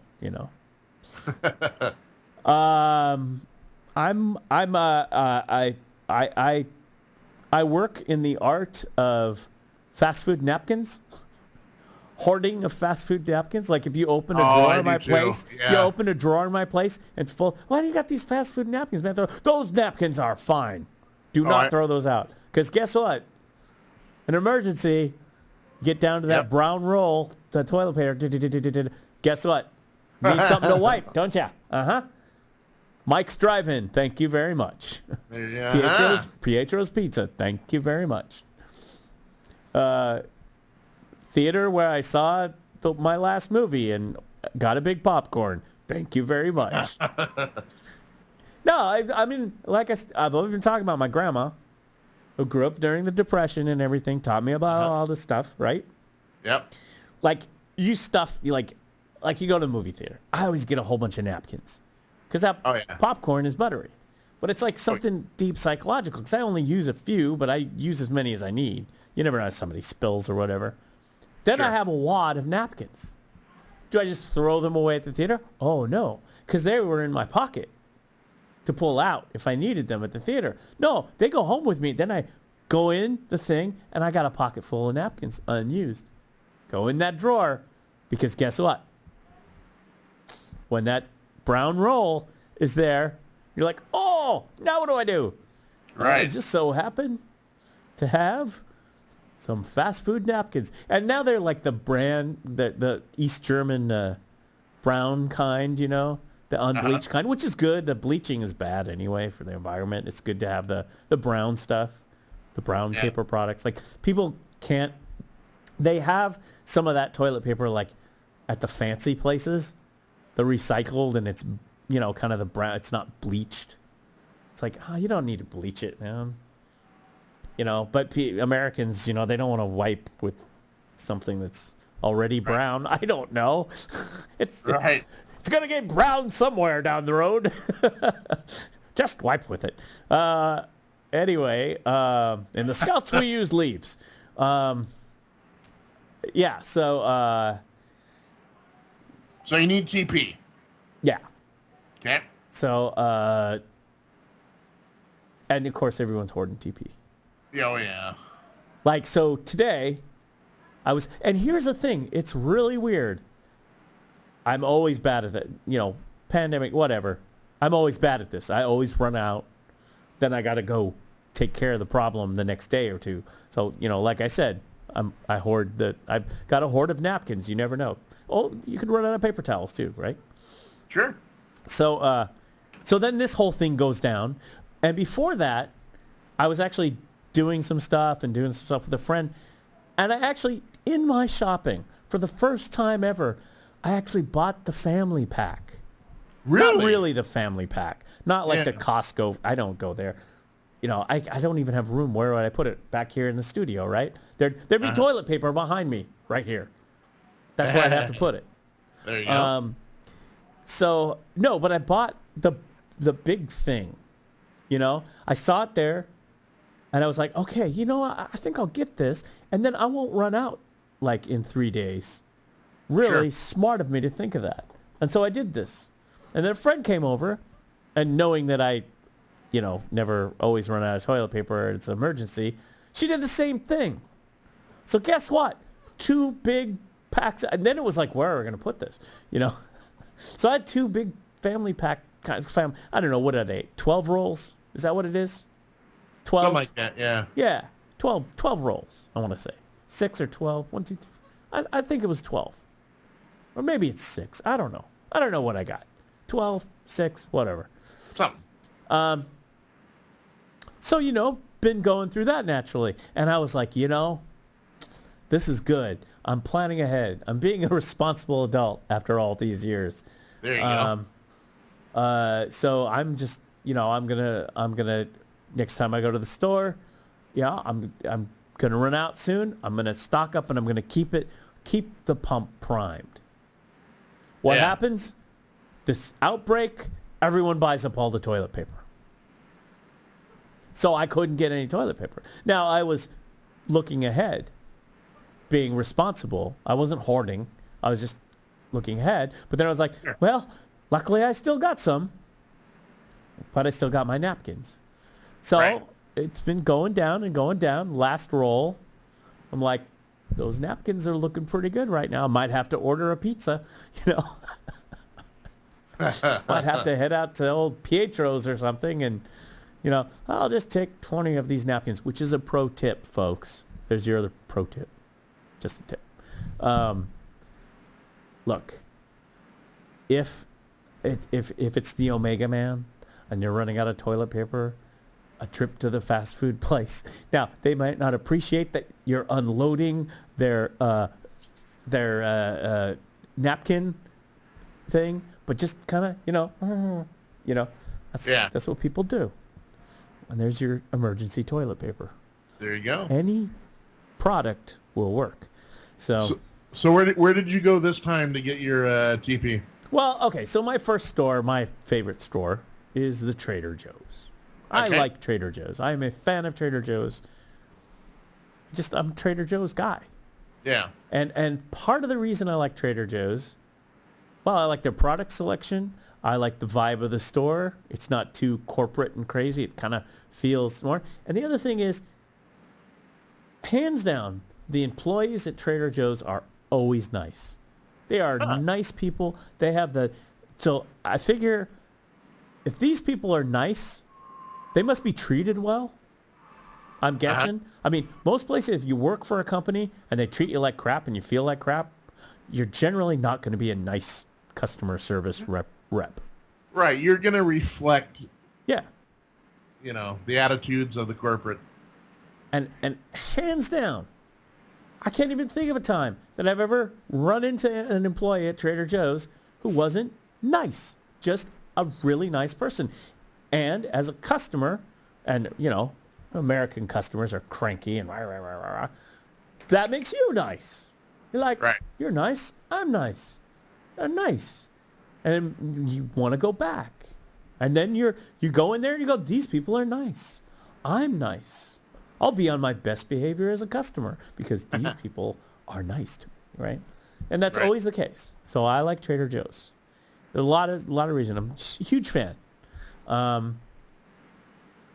And so I went to Trader Joe's, and they have like stuff that I like, vegan stuff. They have that, you know, so it's good stuff. And so I go there today. Here's the deal. So first off, I was going to go there because I usually go shopping at night, right? Remember running out of toilet paper? Yep. Oh my God, it's 8:53. It's 9 o'clock in the evening. Better run to the store. I'm out of, you know, everything. And I found out that Trader Joe's has pulled their hours in. Really? Like they used to close at 9, I want to say, p.m. And they close at 7 p.m. now. At least here in the state, but I think it's might be worldwide, especially like places like California and stuff. And they're doing it. They want to, first of all, they need to restock the shelves because everybody's been doing that sort of thing. Yeah. And they say they're doing it for their employees and stuff. I have no argument with it. You know what? Fine. I didn't know until I was going to go to the store the other night. It's like, okay, I better go to the store and get, because I need this and this and this. It was like, oh, dang, they're closed already. It's past 7 p.m., you know? Yeah. So it's like, so much for that. I'm not upset about that. It's just like, oh, dang. Another place, New Seasons, they did the same thing. They close at 8. They used to close at 10. So sometimes it'd be like, well, I can always make it to New Seasons before 10. No, they close at 8 too. And again, if you look at their website, they're like, we're doing this for our employees. We're trying to get this stuff. And it's like, do not have a problem with this. In Europe, in places in Europe, that's when they close the stores. Places like Copenhagen and stuff, that's when the stores close, like 7 or 8. You have to get your butt to the store. They don't have like places that are open late, you know. And you can always go to Safeway or whatever too, but anyway. So, couldn't go, so I went to Trader Joe's. And I went over to one over in Southeast. And I drove in the parking lot, and I'm like, okay, you know, this will be good. It's I had wanted to go earlier in the week, but I really couldn't. So it's like, okay. So I drive in the parking lot. And, you know, this is a big store, and it's popular in Southeast Portland. Most of the Trader Joe's are popular out here. Sure. And I drive into the parking lot, and what do I see? A line out the front, across the store. And wow. I'm like, oh, no. This is not good. Yeah. So I drive past the store as I'm driving, people in line. People are wiping their hands. And everyone's cool. You know, it wasn't like the crazy internet stuff you see. People aren't punching each other and doing stuff. Everyone's behaved. Everyone's standing their social distance. That's interesting, right? Standing in line now, as opposed to before. What happened? You stand in line in the movie theater or whatever. Like you got like a guy on your back. It's like, could you back up a little bit, bro? Like seriously, you know. And around here, Portland, it's like some dude with a backpack or something that's turning around talking to his girlfriend and hitting you in the back with his backpack. It's like, bro, a little space, please. We can backpack and a man bun. Yes, yeah. It's like I'm okay with a little space in a line. Just abide by the space, right? But people got to get up in the line. It's like driving, right? You got to go. No one's going to cut in the line. No.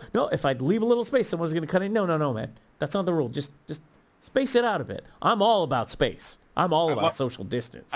I love that they finally found a word for it. Social distance. Yeah, I'm all about that. Okay? So these people at the Trader Joe's store, these customers were distanced properly. That's fine. But like the line went down the block, you know, for the in front of the store. So I'm driving past and I'm like, oh, hell no. I'm just like, hell no. No. You know, so I just split. I was like, well, I could go to this store. I could go to that store. And I was like, you know what? I'm going to try a different Trader Joe's. So I went to a different Trader Joe's, which is usually a smaller and more busy Trader Joe's, I want to say. Which is, I like going to that one too, but the other one's bigger but it also might have more activity. I don't know.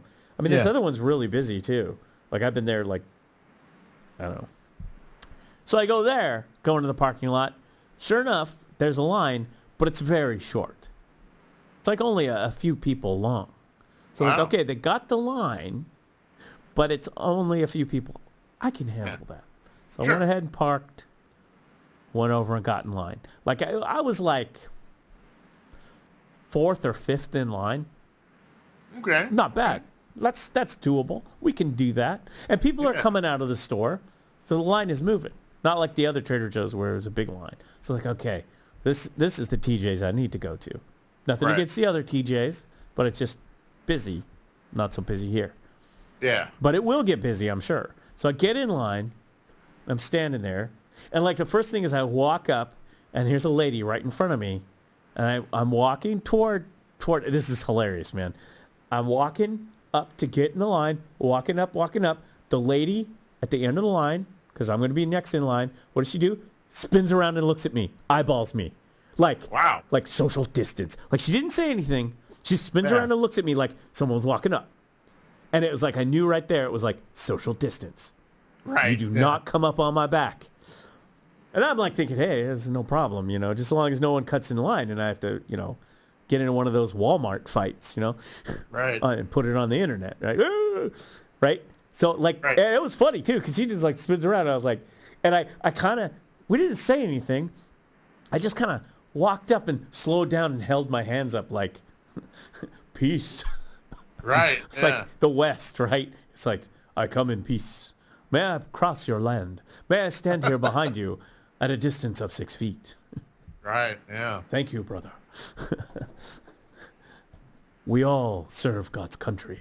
I mean, literally, right. Isn't that wild? It is. Like, it was so funny because just as I'm walking up, she hears the footsteps, spins around, eyeballs me. How close are you going to get? It's like, oh, that's pretty good. Pretty good. So anyway, so I get in line. And so, okay, someone goes out. Oops, it's cool. Here comes a lady. She's going to stand behind me. Yeah. She's coming up. And I hear her. So what am I going to do? You're going to spin around. Same thing. I'm going to spin around, do the eyeball. I don't have to say anything, just eyeball, social distance. Have you heard the word? Right, yeah. Right?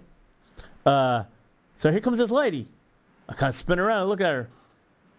And she looks at me. And then she looks at me and she looks at the line. She goes, so what are we doing here? Is this a line? Yeah. And I go, yeah, it's a line. Right? And she's like, a line? And I'm like, this is exactly what I said. I said, a virus line. Oh, yeah. That's what I said. I said, it's a virus line. And then she goes, oh, and she chuckles.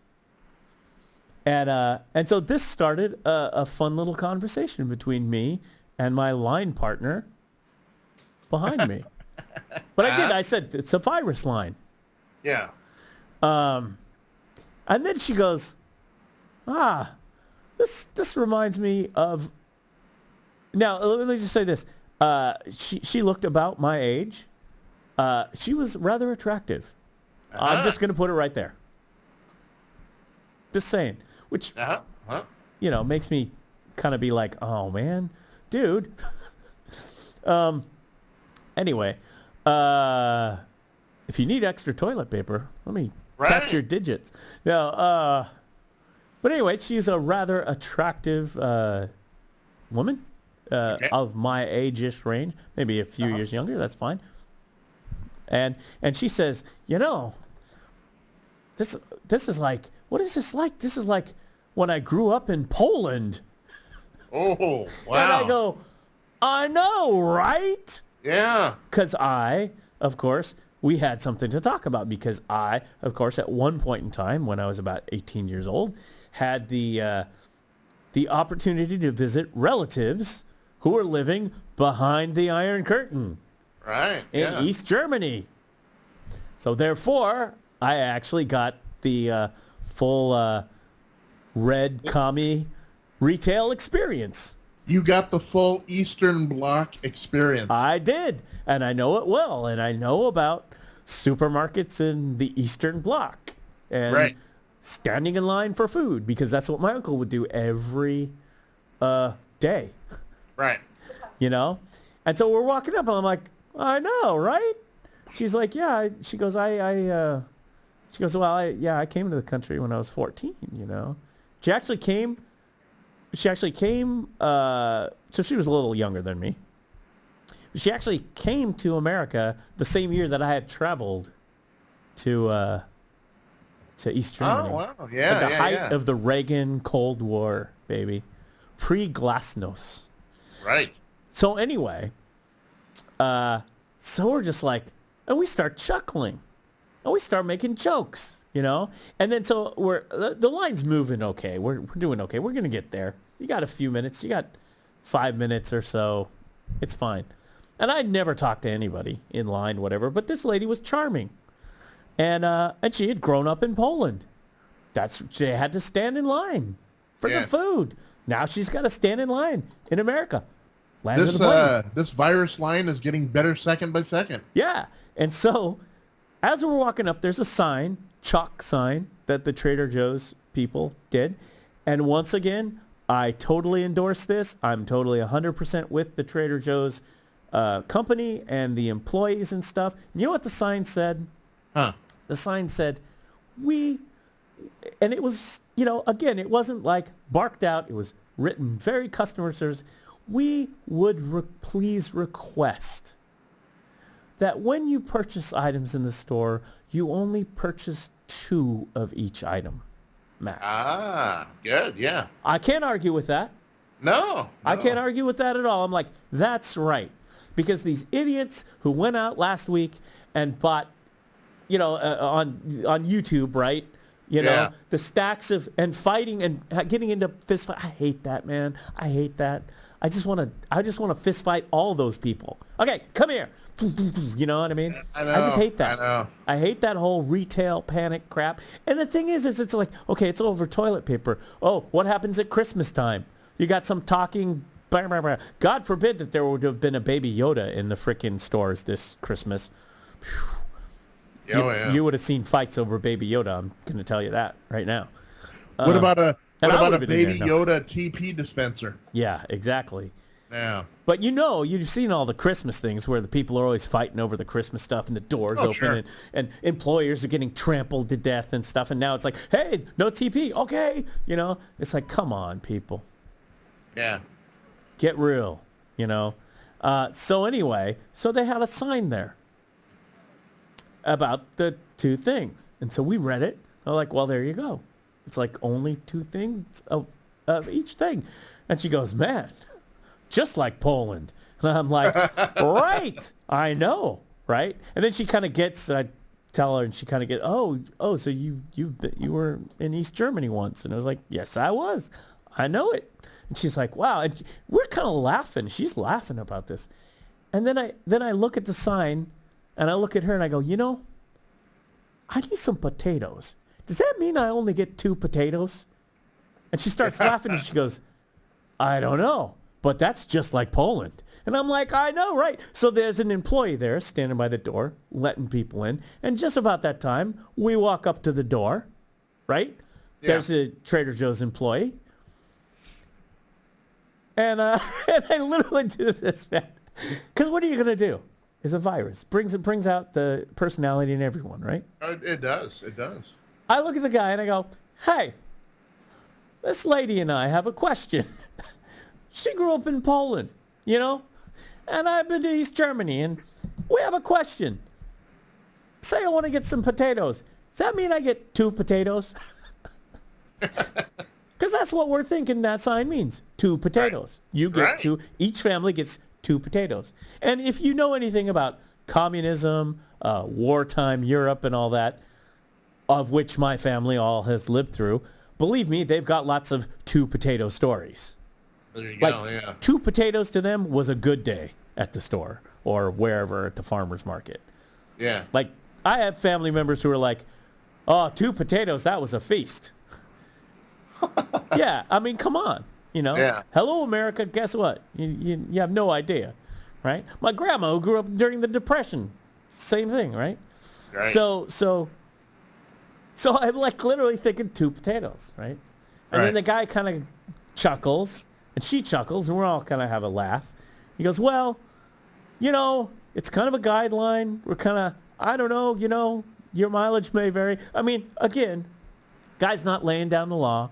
Guy's not like a little Caesar or whatever you want to call him. Right. Like, you know, a potato, well, you know what I'm talking about. Again, these are Trader Joe's. They're very nice people. He's not being a potato fascist. Exactly. Potato fascist. A potato fascist. That's right. 2 potatoes for you. You have 3 potatoes. You take one of those potatoes out. And don't even put it on the counter. You go take that back and go to the back of the line. That's what I would do if I worked at Trader Joe's. See, well, listen, that's why I could never work at Trader Joe's. You can't have dictator without tater. That's right. You can't have dictator without the tater. That's right. So that's why I would never work. I wouldn't be able to work at Trader Joe's. I would be a potato fascist. Right. Nobody wants to be a potato fascist. No. They're just made potato fascism because you're in the corporate, not the corporate, but you're there and you have to do the rules, right? So you're kind of made to be a potato fascist, and no one wants that. But no one's like that at TJ's. They're cool. That's why I go there. Yeah. Right? The one retail place where everyone's cool like that. Because everywhere else you go, it's like people are like, this is follow the rules and follow the rules. Oh, okay, geez. Calm the heck down. Who made you the potato fascist for the day? It says right here on my badge, Potato General. I can understand it if it's like bags, the little russet bags of potatoes. Right. Okay, I can understand that, 2 bags. But if you're getting the big baker potatoes. No, that's what I was asking about. The big baker potatoes. That's what I was asking. If I wanted some baker potatoes. And to be honest, full disclosure, when I buy baker potatoes, I buy more than 2. Just for little old me. I usually buy 4. 4 is usually what I buy. And it's good for like about 2 weeks, maybe. Okay. Because when you have one baked potato, you cannot only just have one. Once you get all the fixings and everything going, it's like... Because you ever have that thing where the potato's too small? Yes. Like the baked potato's too small. You get all the fixings, you get it all baked up, and it's prepping. You got to prep a potato. Once you get it and you get it there and you start eating, it's like, oh, that's a damn good potato. Oh, ooh, right? And you're eating it up, and then it's gone, and you're like, oh, that's a good potato.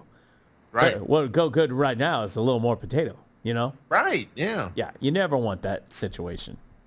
Ever. I usually do a minimum, when I'm having baked potatoes, it's a minimum of 2. Exactly. Because you're right, you get down to that one potato, you're like, yeah, I need more potato, but I don't want to have to go through all that prep time. No. For a second potato. Yeah. I totally agree. Yeah.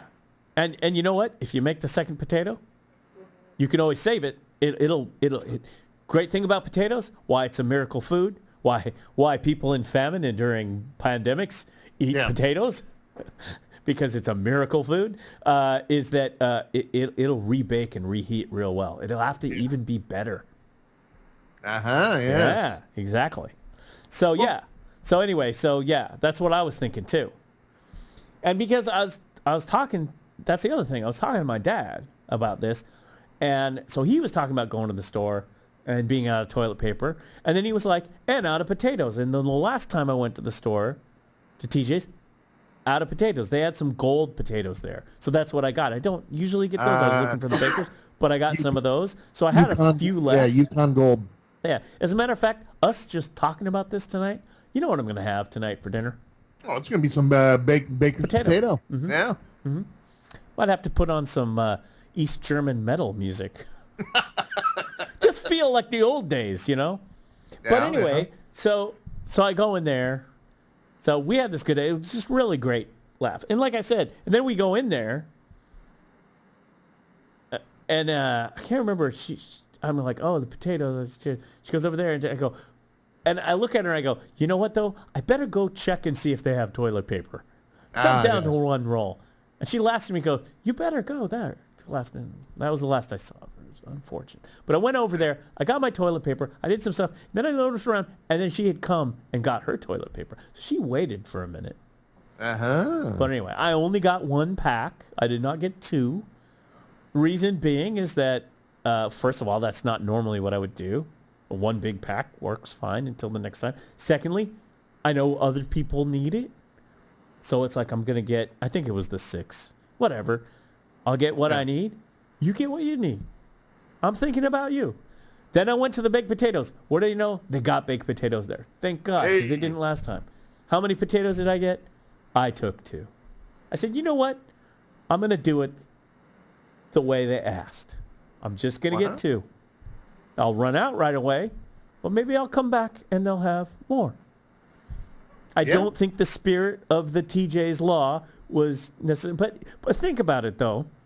I could go and just take all those baked potatoes and put it in my thing, right? Sure. But they're kind of honor system there. And then I'd dump it out on the thing. Here's the potatoes. And then, as the checker was ringing up all my potatoes, you would hear some guy over by the potatoes going, "Oh, look, they're out of baked potatoes." Right. And here they are, right here. I'm getting them. I don't want to be that guy. I don't want to be that guy. So I went and got what I needed. I got a couple. What did I get? I don't think I got a couple of much of. Oh, I got 2 broccolis. Yeah, and I got 2 baked potatoes. Ah, there you go. You know, because like I said, I would never just buy 1 baked potato. Yeah. You know, I mean potatoes, and they didn't have the sacks of them. You know, I would just get a sack then, but no. Sure.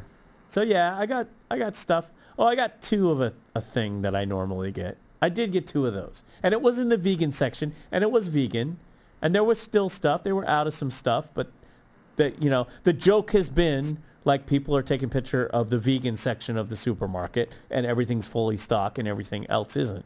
Right, meat and all that stuff is gone. So the big joke is, well, because the vegans don't have a shortage.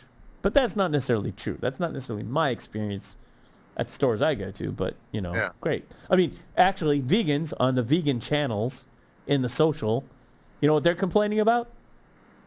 Shortage of tofu. Shortage of tofu. You mean we have a tofu shortage out there? There is a tofu shortage, yes. Uh-oh. Now, TJ's did have a few tofus there. So that was the first time. But the last time I went out when this all hit, there was no tofu to be had. Now, I'm an occasional tofu user in my Asian cuisine and stuff. Sure. I'm not like, I don't eat tofu every day, so I'm cool. And there was tofu there. Good, the good kind. I didn't get it. I left it there. I'm like, you know what? There's people worried about it. They can have that. I got something else. I'm not worried about it. So, but yes, there's in the vegan Facebook, people posting, we're out of tofu. This place out of tofu. So kind of like the toilet paper and the potatoes. Vegans are out of tofu. Uh-huh. Plenty of Beyond Meat. Really? Yeah. And Trader Joe's now has their version. You know how they have their version of stuff? Sure. They have that stuff. Tried it a while back, a few weeks ago. It was fine. There you go. I mean, I'm not looking for stuff that's really meaty that's just like meat. It's just, that's not why I'm a vegan, right? It's like, no, I don't want that. But it was fine. I mean, it would be a good alternative for people who aren't vegans. But then vegans are going to get mad because you're buying up the vegan stuff. And then like the toilet paper and I don't know. Right. You don't want to be a vegan hoarder. No. But so then I'm going through, I was out of toothpaste too. And I just remember, and soap. Yeah, the essentials. And I was like, oh crap, I just remember I need toothpaste. Oh, thank God there's toothpaste here. And there was soap here. Like the last time I went to the store, there was no soap. Ooh. Okay, so there's the napkins, right? What's the other thing you do? You go to a hotel. What do? Before you leave, you take all the soap. Well, yeah. Right?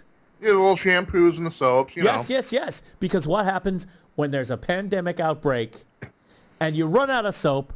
What do you got? This wadded up thing from your last trip. In this case, it was actually in a tissue from a trip I had taken like 2 weeks ago of hotel soap. It was like, damn. And at the time I was like, I should really get out of the habit of just taking the soap. And then my grandmother's spirit from the depression inside of me was like, you're not going to just leave that there for them to throw in the garbage. You're going to take that soap because that should be used sometime. I was like, damn straight. I took the soap and sure enough, ran out. I'm like digging in there. And here's this little, it's always that ivory stuff that smells like straight from Eugene. Oh yeah. It was like, okay, I got some soap. So there you go. So there's soap too. My grandma, Yeah. when I was growing up, like, this is kind of her generation. She was the kind of person that would save string. Oh yeah, yeah. My father, both my mom and father, they grew up during the Great Depression, right? Yes. So my dad's big. I never understood this. Never understood it. No. He would try, and when every Christmas time or when his birthday came around, Yeah. when he'd take off the wrapping paper, he would carefully undo it because he always wanted to save the wrapping paper. And my mom used to say, you don't need to save the wrapping paper. It's perfectly okay if you tear into it. But he would. It was so funny watching him very carefully peel off a little tape here, a little tape there, and then like try to keep it, in pristine condition. It actually was. Yeah, I actually do that. Like if I unwrap, I'm like save the paper. It's like why? It's like because I grew up with that. Yeah. Like you can't, like I'm so programmed with this stuff. See, I'm set for this pandemic stuff, baby. Hardwired. Yeah, I'm good. Grandma's like rolling in my head right now. It's like, like the paper. And everyone else I know is like, rip it off, throw it in the garbage. And you're thinking, but that's so wasteful. That's a nice paper. And you save it and you put it away forever and ever and ever until you go to the home. And your relatives have to clean your place out, and they're cleaning out stacks and stacks of hoarded old Christmas paper. Yeah. And they're like, oh my God, this is horrible. That's exactly my thing too. Yeah. So I would always, and like people would ask me, would you just rip into that? No, why are you doing that? Because it's just, right. You grow up with grandma who grew up in the Depression. Okay? Oh, yeah. Yeah, as kids, I always found that the strangest, wow, Pops, what are you doing that for? But, he very methodically did it, and that was his thing. Things like that was hardwired into him. My grandma had a string drawer and a rubber band drawer. Yeah, we did too at our house. Yeah. We had a rubber band drawer and paper clips. Yes. And the thing about the strings, because actually, back in those days, that's what you wrap packages with too. A lot of stuff you wrapped up, you put string around it, right? It was like cardboard box, which you had saved from someone else, right? Like shoe boxes and stuff. You never throw that away. You stack that up in the corner, shoe boxes, because you're going to use that for something, right? Or any sort of thing. You get a present or something. That's a box. You put it away, right? And then you get it out and you put something else in it. And then you wrap it up, maybe with newspaper that you saved, right? The funny papers, the comics were best. And then string, put string, that's how they pack their package. And then it would be like this string that they had saved from other packages. So my grandma had like a softball-sized ball of string. Not just one string. These were pieces of string tied together. Yeah. In knots. And then it's like, hey, you need some string. Oh, I got some string for you. Here's my string ball. And you get the string ball out. So, growing up, there was never a string or a rubber band shortage when I was a kid. I got a quick thing to tell you. Some of that stuff was rubbed off on me by my computer. Yeah. I have this giant kind of like a beer stein mug thing. Yeah. And it is literally... I have my pens resting in there, but underneath is over half of that is filled with rubber bands. Yeah. Tons of them, because it's really weird. It just was one of those things I remember as a kid that's held over, Rubber band, you don't throw that stuff away. You never know when you're going to need it again. I'm the same way. Yeah. So I got rubber bands. They're actually up on the window. I mean, they started getting in a drawer, and I'm like, get them out of the drawer, because that's wrong. Because then it'll just be like you'll have that drawer of string and rubber bands and old sugar cookies. And God knows what else Grandma had in that drawer. Christmas cards from 1935. I mean, that'll be me, right? It's like, oh, Sonny, let's see. Oh, do you want a sugar cookie? I think it might be as old as this Christmas card. Yeah, I don't want to be that guy. But anyway, I do the rubber bands because I guess they sometimes come. Okay, so that broccoli you buy at the Trader Joe's, it comes wrapped in a thick rubber band. So not only are you buying broccoli, you're getting a nice thick rubber band. Hey, who can't use a nice thick rubber band? You got to keep it. Yeah, you got to. I don't know why I need all these rubber bands. I don't use a lot of rubber bands. I really don't anymore. It's the 21st century. It's just like the strings, right? You actually, back then, like I said, you pack a package or something, people would put string, tie it up, you know? Yeah. And if you had relatives that were farmers saying can be, like I did, it would be twine. Right. The heavy twine, right? Yep. Well, we just got some twine out from the barn. Hope you like it. The rubber bands, I drew the line at paper clips at some point. I was just like, you know what? There's just no way that paper clips are this important. Because I have a stapler. Staplers are fun. I know, but I do it out of habit. Yeah. You never know. I hate paper clips. I really do. I mean, I understand why you'd have them, but really at the end of the day, staple that. Because it doesn't fall apart. It's going to stick together. You know? I'm kind of a stapler kind of fetish guy, but whatever. Yeah. Hell, whoa. Hang on. But anyway, the rubber bands. But like nowadays, okay? So they would be so confused by the 21st century because, you get your Amazon package, it's not tied in string. It's all high-tech in a box, some tape, and then you open it up, and then you got those balloon things in there. The bubble wrap and the big balloon thing. Not even peanuts anymore. Balloon things. Yep. What do you do with the balloon things? The first time I ever got them, I'm like, Grandma's in my head going, you're not going to just throw those balloon things out, are you? And I'm thinking, dang, what would I use this for? Maybe I need to put these balloon things aside, clear out a closet and just put these Amazon balloon things in the entire closet, stack it up full, because I might have to ship something one day. It's like, oh, you got to ship something? Great. Get the box. I've got Amazon balloon things. Right. Or if you're packing something fragile. Yeah, exactly. You know? Exactly. I couldn't do it, though. I finally just popped them and threw them. Yeah. I was just like, no, that's where I draw the line. Yeah. But seriously, I mean, people don't realize the string, those balloon things. I mean, they're just plastic with, but of course they're going to go in the ocean and then, dolphins are going to eat them and stuff. And then, I know. Yeah. It's bad. So I'm trying to think of all these things that I don't normally get at the store. Just stuff I'm like, well, what if I want something fancy or something? I normally just go there for staples, just stuff I have all the time. It's fine, nothing fancy.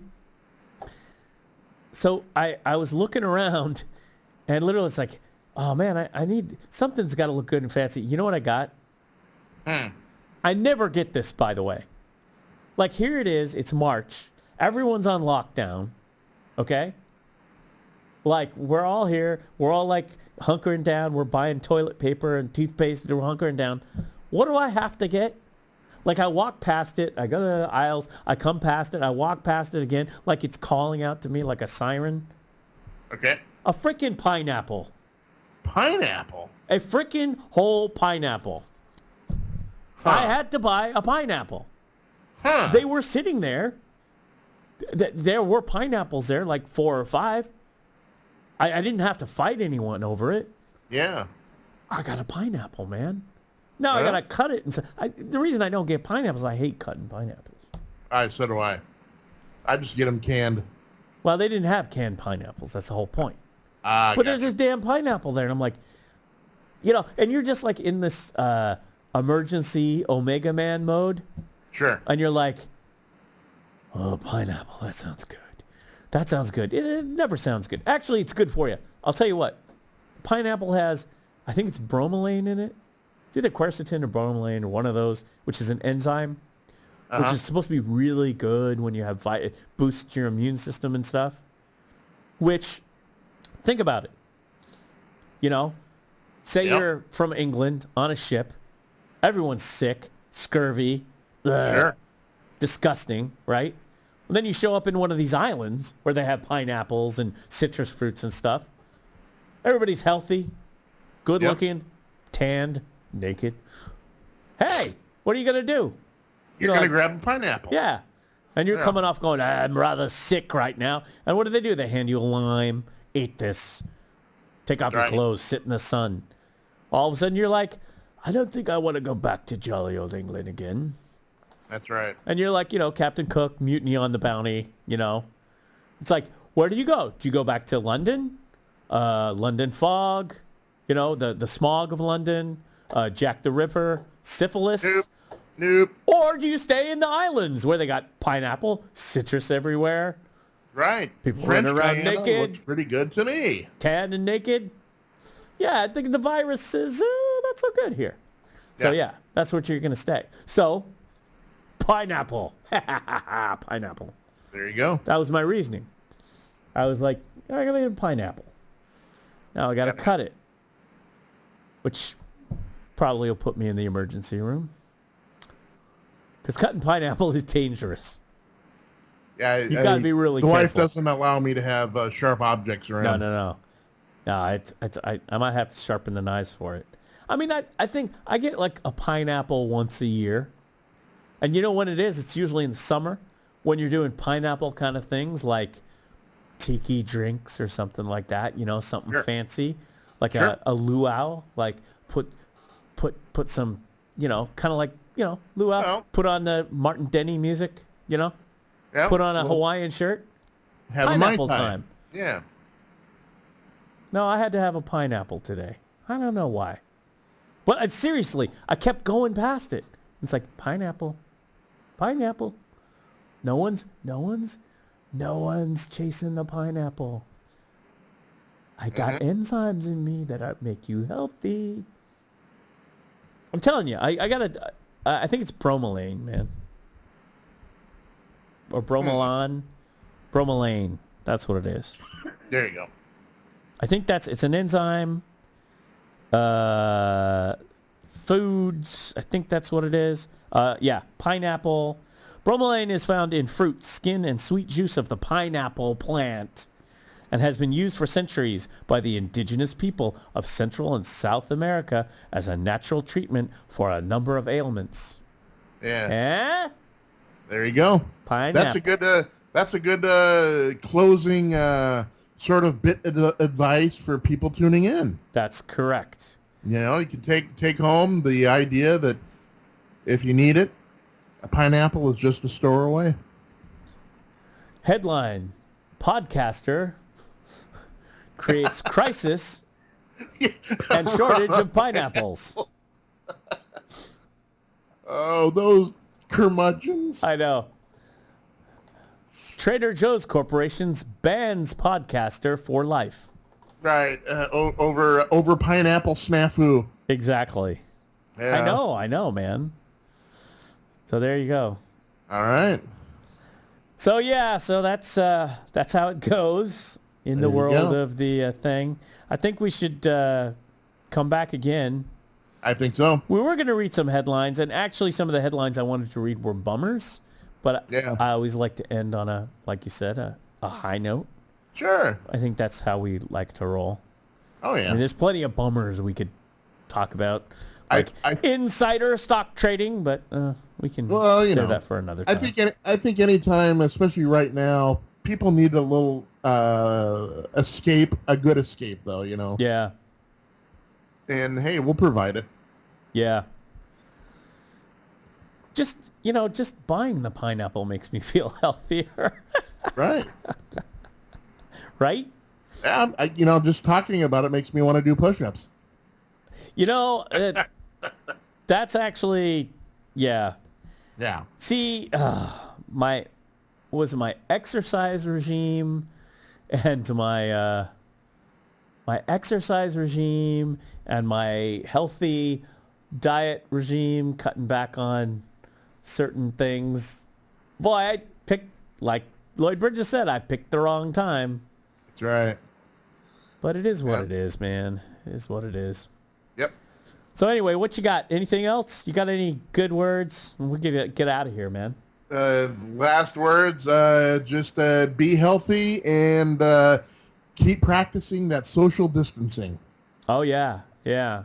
And, we'll be back. Maybe we can, we'll probably get it together here, get a little earlier, get a little regular. Since you're not going anywhere. Nope. No one's going anywhere.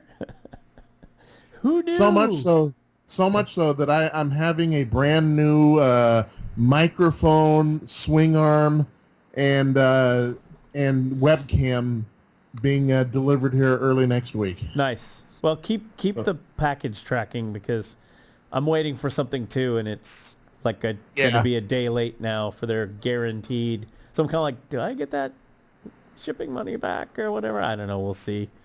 But it was kind of like supposed to come tomorrow, but it's coming on. Says it's coming on Sunday, so it's like we'll see. But yeah, I was wondering about that too. Yeah. Like if you order, because they said something about, well, if it's non-essential items or something like that, which I don't know. So yeah, we got more to talk about. Oh yeah. Did you get your? What? Here's a little teaser for next time. Okay. Did you get your census in the mail? Why, yes. Uh-huh. Yes, we did. Me too. So we'll see what that's all about. All right, man. Let's roll out of here, and we'll talk. I'm not sure when we'll talk next, but we're gonna figure it out. I think we should be a little more regular. I think so too. Yeah. Just like eating bran muffins, it's got to make us a little more regular. Exactly. Yes. All right. Take care, everybody. Bye-bye. Hasta la bye-bye.